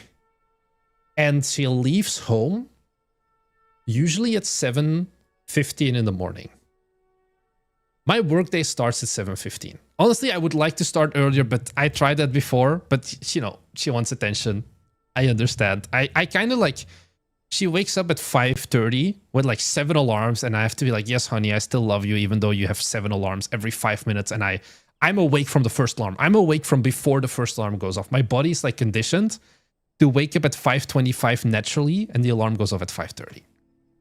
And then I kind of just float around and exist, unfortunately, for 1.5 hours. Like, you know, I need to shower, I need to shave. Those things take like 15, 20 minutes, and I don't eat breakfast, so I just exist. And then, okay, she leaves at 7:15. I start working. And generally, I don't stop working until first break is usually like 12:31. I don't really eat much, surprisingly. So I would say like maybe like a quick protein bar. That's it. And then depending on the day and like how much work I still need to get done, I go to the gym. Like from 1 to 3 is kind of like gym time because most of the time I have meetings at 3. Maybe can I like not dox myself too hard? I mean, like I can just, okay. Yeah, so this is like my standing calendar. It's pretty calm. I have, let's go to like next week. I have a meeting always at 3, and then I have 2 more meetings at 4, like most of the time. So usually gym time is from like this period. This period is like usually gym time 4 times a week. And then at 5 is kind of like house chore time. That's when I do like ironing or something. My wife hates ironing. I love ironing. So I do like the ironing or something maybe. I kind of like start decompressing. And then my wife comes home. Her train arrives at 6:05. And she loves that I pick her up at the station. So I usually walk to the station at like 5:50. It's a 10-minute walk or something. We walk back home, we eat. And then honestly, most of my workday is done. Sometimes I do like a little bit where also, and this is kind of something else, I am now, maybe for better or worse, doing more of the work-life balance. And I don't know how I feel about it. But I know my wife is happy with it. And I think that's also important. I don't want to divorce her. Where I used to do, I think, more evening live streams. And I think they're now getting harder. Because that means if I do an evening live stream, which is from 7 p.m. usually until 9 p.m., like now it's 8:36 p.m. here, it's bedtime at like 9:30 for wifey and me, because we wake up at 5:30. That means that she has like 1 hour in a day to talk to me and to be with me. And that's kind of not something that she likes, understandably. So that's why there are less evening live streams. As for the US-friendly live streams, they're my morning. They start at 7:15 in the morning. I start live streaming. Those I can do without feeling guilty about it. The only problem why I didn't do it the last week is because I had to actually work. I had actual like high importance tasks because live streaming is a debuff on productivity. Live streaming, you know, I can live stream, but also in the morning I'm the sharpest. But then I do like stream management. I love the evening live streams because this is like low stakes. I'm just chilling with you guys. This is all bonus. I know that I'm not going to do intense work here, but I also don't need to do intense work here. Because it's evening. I've already completed my entire day. I'm just going to wrap this up at some point and then I head to bed or whatever.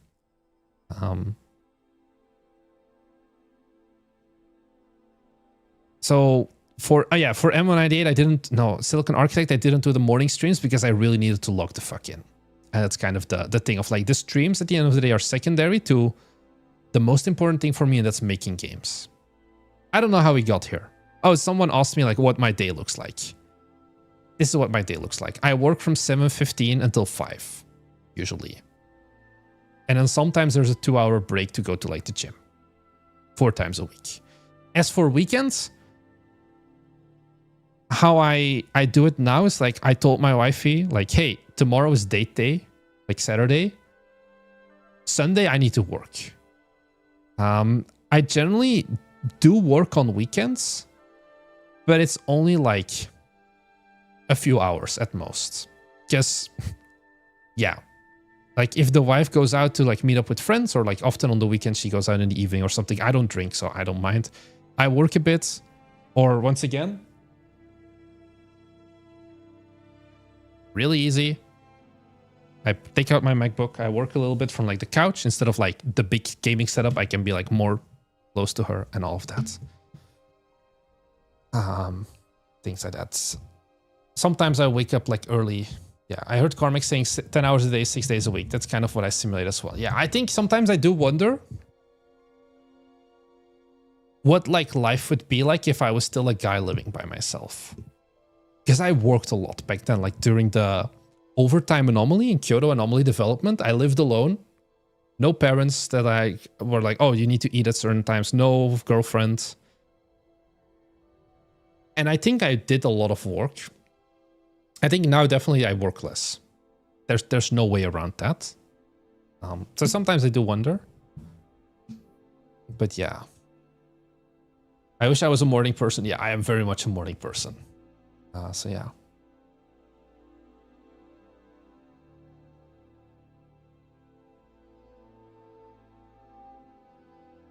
Triangulating. I kind of haven't been reading chat for that much.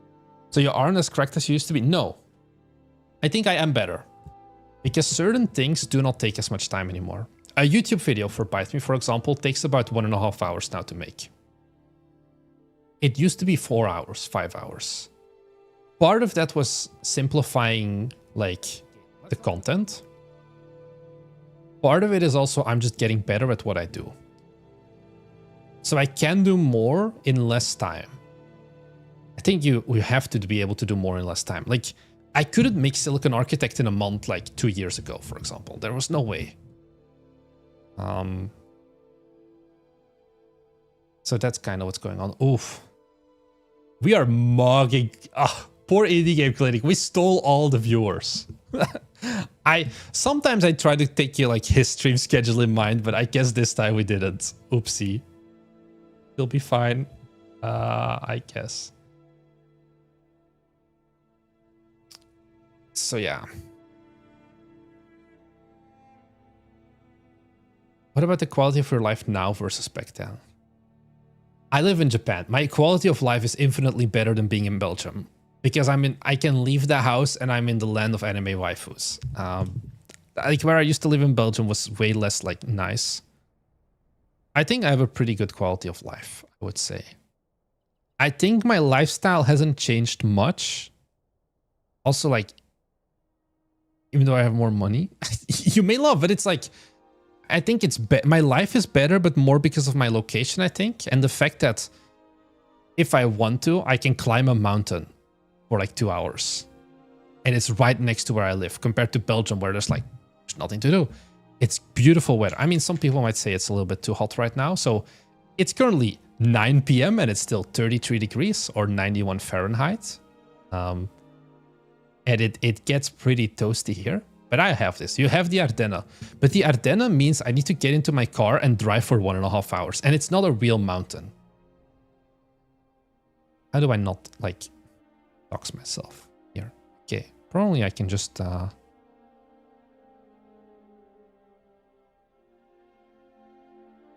trying to find, like...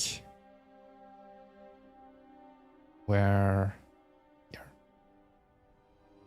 Do they have like this viewpoint? I want to be able, if I can like see. Nope. I kind of just want to get like a view down the... Show pictures. Someone take like a view overlooking Nara Plains. That was too optimistic. Too optimistic. Okay, anyways. So Nara, the prefecture where I live, surrounded by mountains. You can see like 800-meter tall mountains, and then here it's just like a flat plain. That's also why the weather is so hot here. 44 Celsius, 2 p.m. Beautiful. Thing with Japan is Tokyo sucks. Yeah, I don't live in Tokyo. I live in the nice place. I live closer to like Nara and Osaka. And this is what I mean, like there's lots of like mountains. This area is miserable. This is just concrete and like disgusting. But like the mountains, very nice. If I need convenience, Osaka is right here. Very nice. So quality of life is a lot better.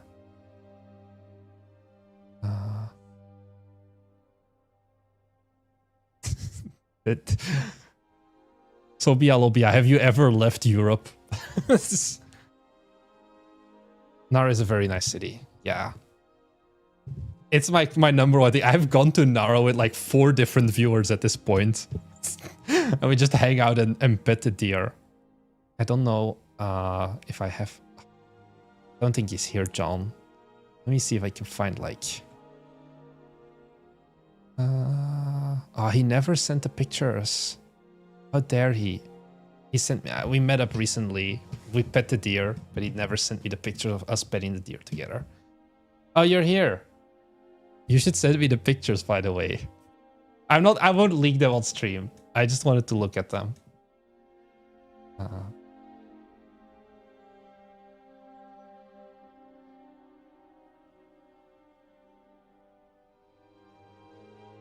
So yeah, how did we get here? I don't know. I'm happy with my life. Don't get me wrong.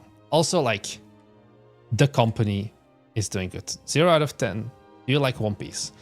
No. No. I watched a little bit of the main anime with Thomas and William because they watched everything. And it was like, William and Thomas are both like 10s. I was like, this is not for me. And then the live action came out. And I think I ended up watching 3 episodes. And I was like, also not for me. Yeah, I do like certain animes, just not One Piece. No.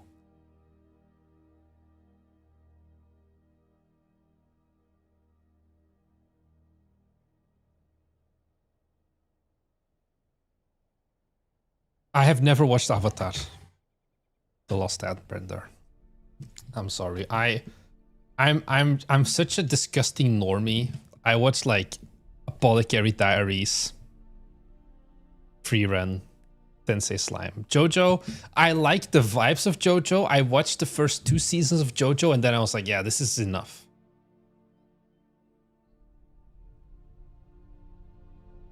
I do like all of my ties. If you've seen me in suits on live streams, all my ties are JoJo's ties. I have like a Bucciarati tie. I have so many of the ties. I think they're very good vibes. I think the JoJo aesthetic is really good.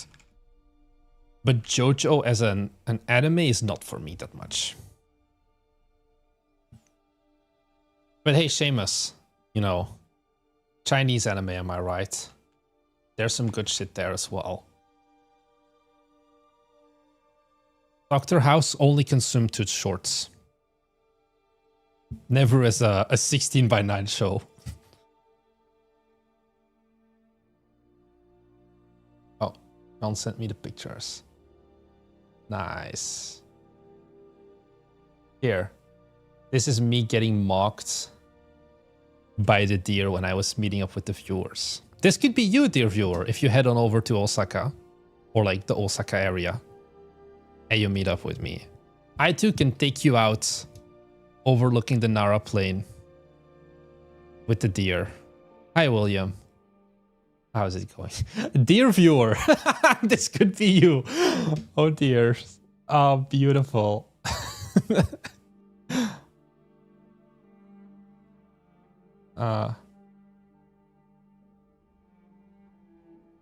Here, is the incremental collective Discord that Marnik showed in a live stream publicly accessible? No, it's not.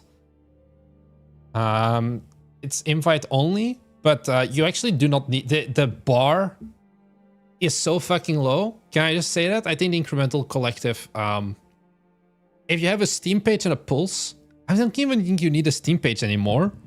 You can join. Back when I joined, it was kind of like a thing of like I could only join once the demo was live. That was kind of like the threshold they had.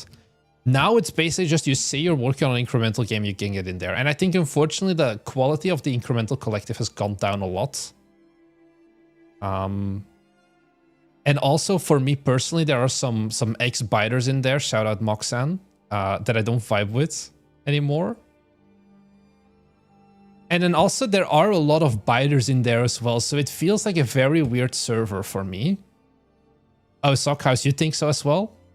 I think they let in a little bit too much. And I get it. I mean, I also maybe came in too early. But I think the server definitely lost a lot of value in the last few months. Where like I was considering it a few times to just leave it.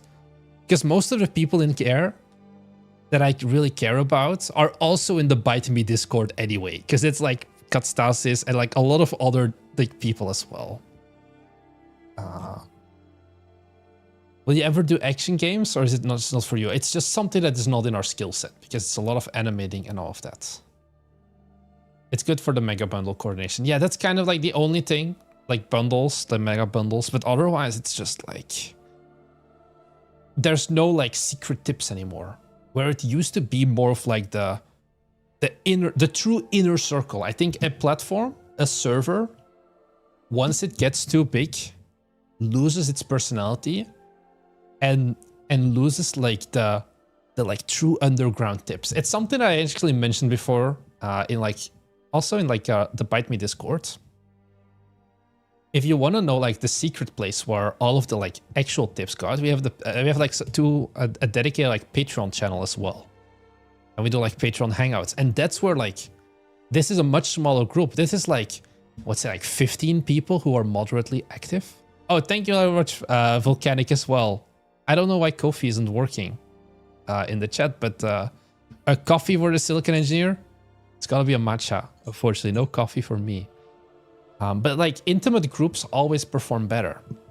And that's like one of my big brain ideas, but it kind of conflicts with my other goal as a content creator and educator is to kind of like, ByteMe has a pretty big audience of also successful developers, is to kind of make like my own Illuminati, because I have the network, so to say, of like, I can make an announcement and be like, if you've made over 100K from your game in the last like 12 months or whatever, I have a Discord server for you. And everyone in there is like filtered to be like a successful dev. And we like purposefully, that was the funny idea. If someone new wants to join, there's like a leaderboard of revenue. The poorest person gets kicked out to kind of like stick to like, oh, there's only 20 people in here. Because those are the kinds of servers, the like 10, 20 people at most in there, very like exclusive and invite only, and like someone needs to vouch for you basically. Those are the servers where like the secrets and like the true Steam hacks often get shared. Yeah, keep everyone other kicked out of your own Illuminati. No, the leaders, they get put free, like they get a free pass. But those are like the servers that would have the most value, because at the end of the day, we have like people like Albert, who is like, oh, Romestead, that was it, who is like the publisher behind Three Friends, who has made like $1 million games. He has been directly involved with in like hundreds of thousands of wish lists for like some of their other upcoming games. But he is probably not going to go into the ByteMe server with 4,658 people, most of whom are still trying to figure out how to make a build in Godot, let alone ship a game, and talk about like real game dev stuff, because they just don't understand. And that's kind of the like problem, I guess I would say. I don't know. But on the other hand, if I make something like the Illuminati, and this is what I personally struggle with, I am taking away reason to interact with my own community, with my own ByteMe games community. That was the other thing, Octara, you remember, right? So it was like, if you made 10K, you can join, but you don't have streaming privileges.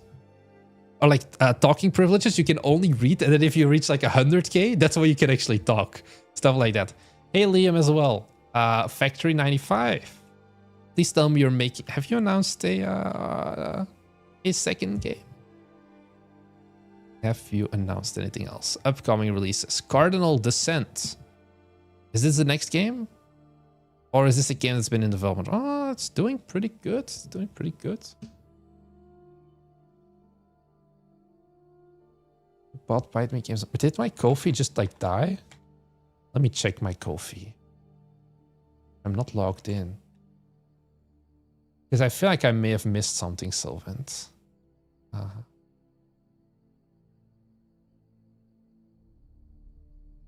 Balatro stuff.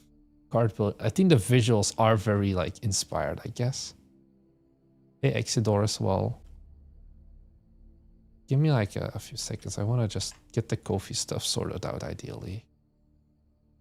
Because it is annoying if people give me money and I can't accept them. Oh, thank you very much, Sylvant. I did get it. My matcha. It was successful. I just didn't get the pop-up for it. Some funds for the matcha. Enjoy, kind sir. Loving the content as always. Thank you very much. Hear me out. What if you need to pay a 1K to join and a $100 per month membership? That's real Illuminati. Yeah, and that's when you get to... But I don't want this. That's when you get to school.com. Do they actually have... And this is what I intentionally don't want ByteMe to become. Where this is like the actual like... school community. So we have like 420 members at $24 a month.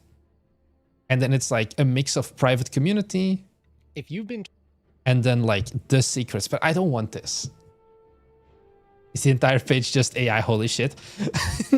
AI powered game dev. AI game dev guild. Make games with AI. Vibe Code Games. And then Godot Academy. Game Wizard AI course, create games with AI, make money from games. Yeah, so that's just the pure association of private community with this side of like the Hormozy collective is something that I don't want to do. One thing, I'm gonna leak some stuff. A little other side project. Who pays for these things? A lot of people. So one thing that I've been doing that I have no timeline for this, okay, guys? No timeline. Don't expect anything. Oh, like Liam can't message because there's a 10-minute subscription cooldown. Okay, sorry for that. Here. I have been working for the past, I would say, 1.5 months for like a little bit on my own book, which is my alternative to a course. I think it's currently about 13,000 words, not like super long, 50 pages. I know my outline. The thesis is building a deliberate studio, a guide to thriving in the modern game dev landscape. I think I mentioned in the Discord a little bit. I'm doing the like 500 words a day target on Scrivener and just slowly like chipping away at it. I'm not an author yet, but I want to make this like not like an ebook, because that's another thing you see a lot with like the school communities, like the 50-page AI generated ebook. This is like no AI. This is just me talking. Will you make it an audiobook? I will. I'm going to like narrate it myself in like a decent like boot. That's what I want to do at least. Where the thesis, I'm going to give you guys the pitch. The thesis is that the word indie developer means nothing anymore. Because you have large studios calling themselves indie. You have the Godot developer calling himself indie. But what the fuck is an indie anymore? Doesn't matter. So my thesis is that instead of being an indie studio, you should try to be a deliberate studio. That's what Byte Me is as well. Of a deliberate studio is a studio that has limited resources, but tries to optimize the shit out of every resource they have. You have every dollar is a soldier that you do try to invest somewhere. And you are like going for profitability. You are like deliberately choosing, that's where the name comes from, what games to make, why you pursue certain marketing avenues, and all of that. And I think that's a nicer thing than saying I'm an indie dev, because it's just another way to say that you're unemployed sometimes. And then sometimes it means you're just a AAA studio LARPing as a small studio. And that's kind of like the whole thesis thing. I do not have a mailing list to sign up for. I do not have much. I finished like part 0 a few days ago. Yeah. Maybe at some point I'm going to share it with the patrons. I think in like a few weeks, just to get like some first feedback. But I think it's kind of too like high level still. Because, you know, if you're to the point that you watch the Byte Me streams as well, the content may not make as much sense to you. Because like I made this beautiful diagram. Can I show it to you? Like stuff like this, you kind of know of like the game you want to make, the game you can make, the game that you want to make. Or like the market wants you to make. Like you guys know that probably. But I like learning from books. That's also like I read a lot. And that's why kind of I'm like, I'm going to just try and make my own book at some point. I hope it can still come out in 2026, but maybe not, maybe yes. Because at like 500 words a day, I still have about 50,000 words on target. So yeah, maybe. It's a lot of stuff also of like, I don't know how to like writing styles and manuscript editing and all of that. Like I'm just figuring these things out. One fun thing with being like an author is like, because I already knew the like self-publishing like writing space, because it's just so in common. Like it has so much in common with game development, where you also have the blistering buffoons who just write their first novel, put it on Amazon, and then are like, why is nobody buying my book? And then you also have like the marketing bros who are like, oh, Facebook ads and email lists and then pump out as many books as you can. And it's just like game dev. It's so cute. It's like all of these things are like one-to-one translatable to like making games on Steam, basically. The Royal Route. Royal Road. What the fuck is the Royal Road route? The home of web novels and fanfic. I never heard of this before. This feels like not exactly what I'm going for. Because that's kind of the thing of like, there are no really good game dev books either. Like, there are somewhat good game dev books, but not that I like, because there's the like one main game dev book is the one by Vladimir Hulets. But it's pretty old, and I think back when I even originally read it, I thought it was garbage. Dev 10. Vlad with a W. Like, this is like the only somewhat similar book. Yeah, I gave it 3 stars. But it's like came out in 2020 for a game that was like released a few years before. Like, this book is kind of garbage. I don't know why it has such good ratings.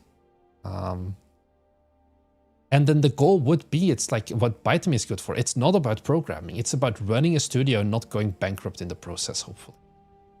I do know about Andrei Geralt. I didn't like him. Does he actually still even write? I don't... sorry, make videos. Sorry, yeah. It is not really uploading that much. There's actually... You wanna know some lore? So... Let me just copy this. Let me make this one. Let me go to Patreon. I'm gonna leak some tea. So Andrei Geralt. Oh, he now does book consultations. Finish your game without burning out. Seems like he didn't update much. At some point... Let me check this one. Here. Ah, he took it offline. He used to have a course. How do I find a post? This is not... Oh, God damn it. So garbage. No, I want my own Patreon.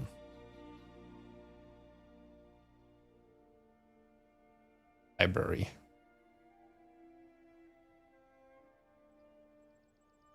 So, Byte Me Games game idea. So you see this video. It actually performed pretty well. The only game idea guide you'll ever need, a little bit more than 1 hour long. Game idea. Ultimate guide to game ideas. As you can see, it's about a minute and a bit longer on Patreon than it is on YouTube. 1 minute and 50 seconds. The intro here. Let's take a look at this. I'm going to talk about start to finish everything you need to know about game ideas. Okay, good intro, right? Like high energy. Let's take a look at the Patreon video. Come on, guys. You're on Patreon, so you know I can be a spiteful bastard at times, but this time it means something good for you. Because I was recently watching one of my competitors, Andrei Geralt Creative. I don't know, it sounds like a Polish or like Eastern European name, which is not my forte. I watched him make a video, and in that video, it was just basically a plug for his course about getting game ideas. And he was charging 36 euros for it, and let's be honest, the guy has never had a good game idea in his life. If you look at the stuff he's made, I know, I'm coming out swinging. So I'm like, fuck it. So this is why you get the Patreon, guys, because you get this side of me. Patreon.com/ByteMeGames. And this entire section, I just cut off for the main YouTube channel. Because I was like, this should not be uploaded. This was not uploaded to the big YouTube channel for a reason. But yeah, this is the real me. Byte Me Games. If you make a course... I was like considering, should I do the same thing for these, honestly. The Rami Ismail of like, just like, fuck it, we undercut it. Instead of paying $40 for Game Dev Business 101 so you can learn how to do a SWOT analysis, and make an org chart and a Raki chart. Oh, is that really it? You pay 40 euros for this? Like, I get it. People like Rami Ismail and he's done a lot of good stuff, but it's like, my God, this should not be like, it just feels weird to me. Of like, I'm gonna make a game dev business plan and then do an exam. This is like, I was considering, or like budgeting 101. You know, if you want to learn budgeting, once again, discard and exit. What is it? Here, we look at the business reviews. Hey everybody, and welcome back to You Would Need to Pay. Like, guess what? You can see how an actual studio gets run over on the Patreon. And then, okay, what are we doing? Okay, the burn rate calculator. It's like, motherfucker, do we need 30 minutes to figure out what a company burn rate is? Anyways,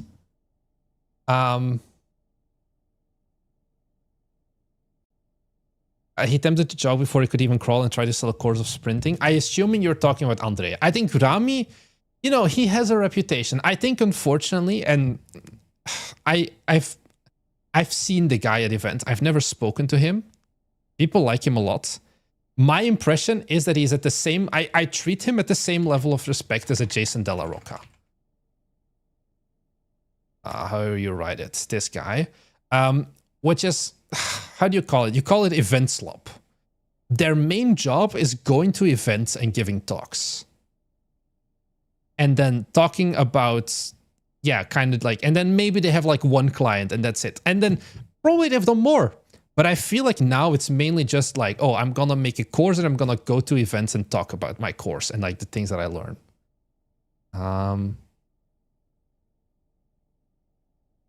So anyways, I don't know how I got here. Maybe it's a good course. Like, he like made the entire platform and everything himself. I never vibed with Rami, unfortunately. If you think you want to learn how to make a SWOT analysis and an org chart for your indie studio, go for it. Yeah, sort of like Simon Sinek. Yeah, there's like if you go outside of game dev, there's a lot of like those guys. Also like the fat British business guy. Oh, what's his name? Here. I like how if I look fat British business guy, I get exactly who I mean.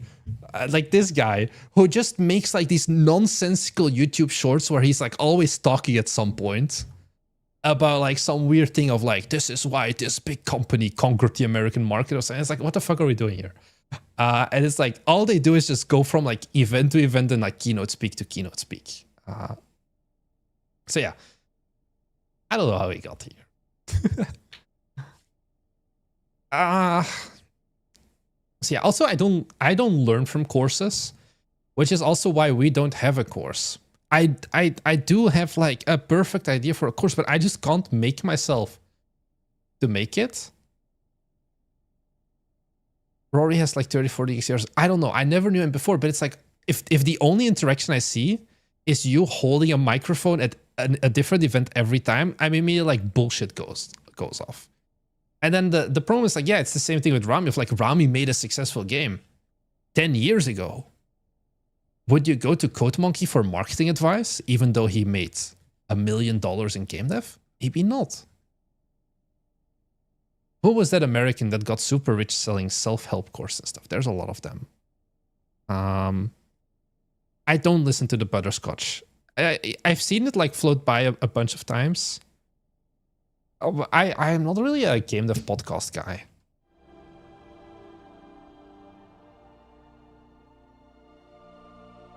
People seem to like the Chris Zukowski course. I have never taken it.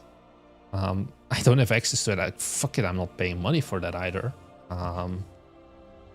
Yeah.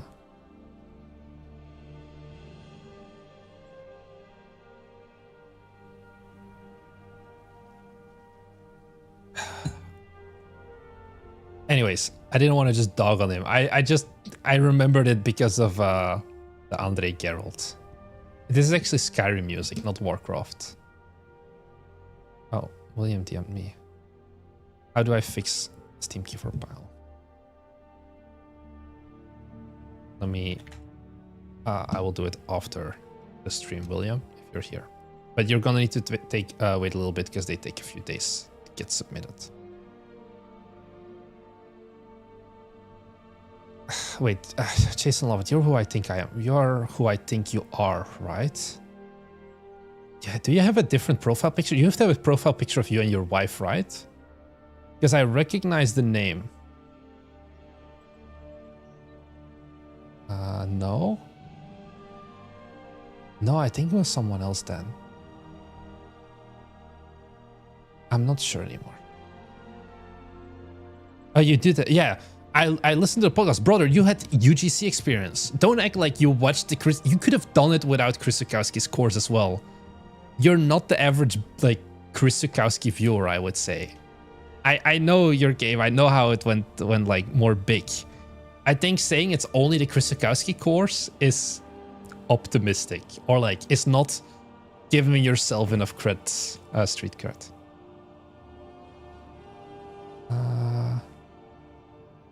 This is a bot, I think, over in Twitch. Let me just ban the guy.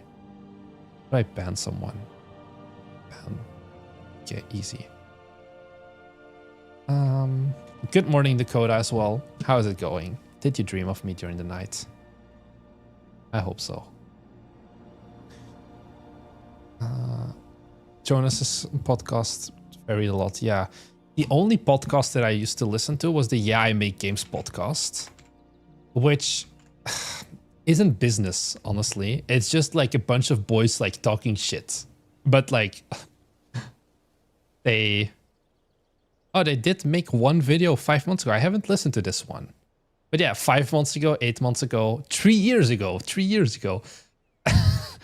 These were, I did enjoy all of these.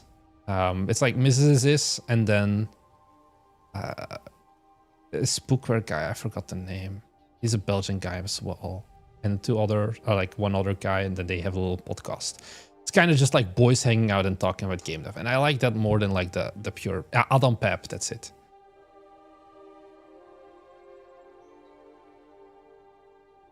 Adam Pipe.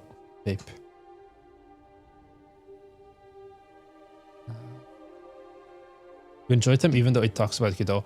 I think it's because it's not specifically about Godot. They use Godot, but it's not like the main thing they care about, I would say.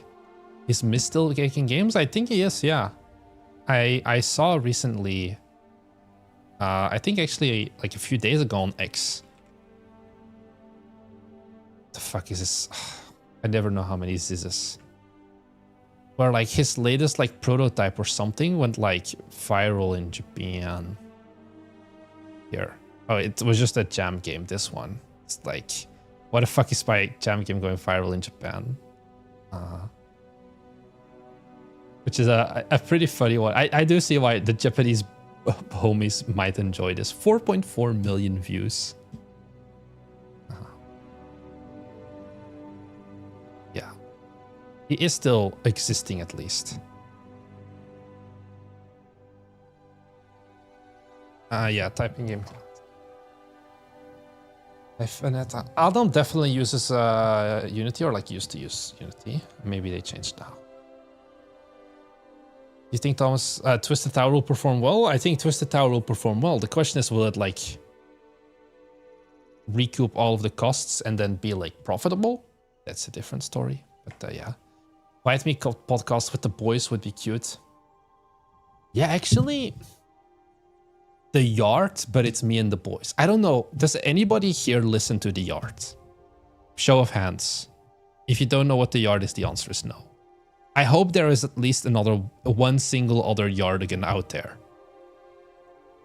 Please. Or am I gonna be the only young lad?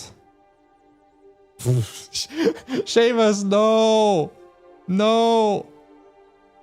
Do you post your game trailers to Bilibili? I do not post my game trailers to Bilibili, because also I don't have a localized game. I feel like posting an English trailer to Bilibili wouldn't really do much.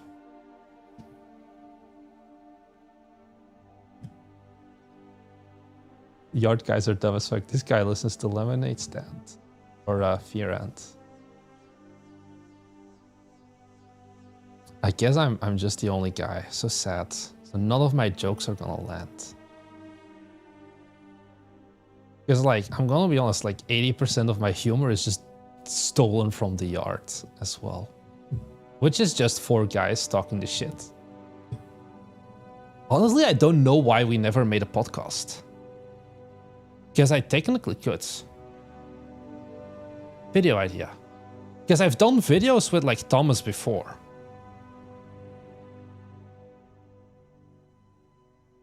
But like me, Thomas, and William sounds like honestly like a video that at least definitely on Patreon would perform pretty okay. I think it could be fun. I don't know. William hasn't been on camera. Like he's joined a few of the live streams, I guess, but he hasn't been on camera for a long time. Yeah. Maybe it's gonna come in August because I'm going back to Belgium in August. And then William is also coming to Japan in end of September. So probably we're gonna make some content, me and him then as well. So yeah. I also think, unfortunately, I'm gonna wrap up stream soon because I have a giant bladder and it's like my throat is starting to hurt from talking nonstop because it's been so long since I've just chatted for so long. So I'm gonna wrap up stream here somewhat soon, I think. I'm very happy to have been able to hang out with you guys. I watched like one episode of Tip to Tip Japan with my wife and she was like, what the fuck is this shit? And like their Japanese was like not great for her, she said. But yeah, time zone issues? What do you mean time zone issues? It's 9:15 p.m. here. Talking to William in an onsen? Could be, could be. Anyways, everybody, thank you very much for joining. If you haven't tried it out yet, give Silicon Architect a playtest, please. Leave me some feedback. Oh, we have some more feedback. What's the new feedback? Oh, it just got some followers. That's it.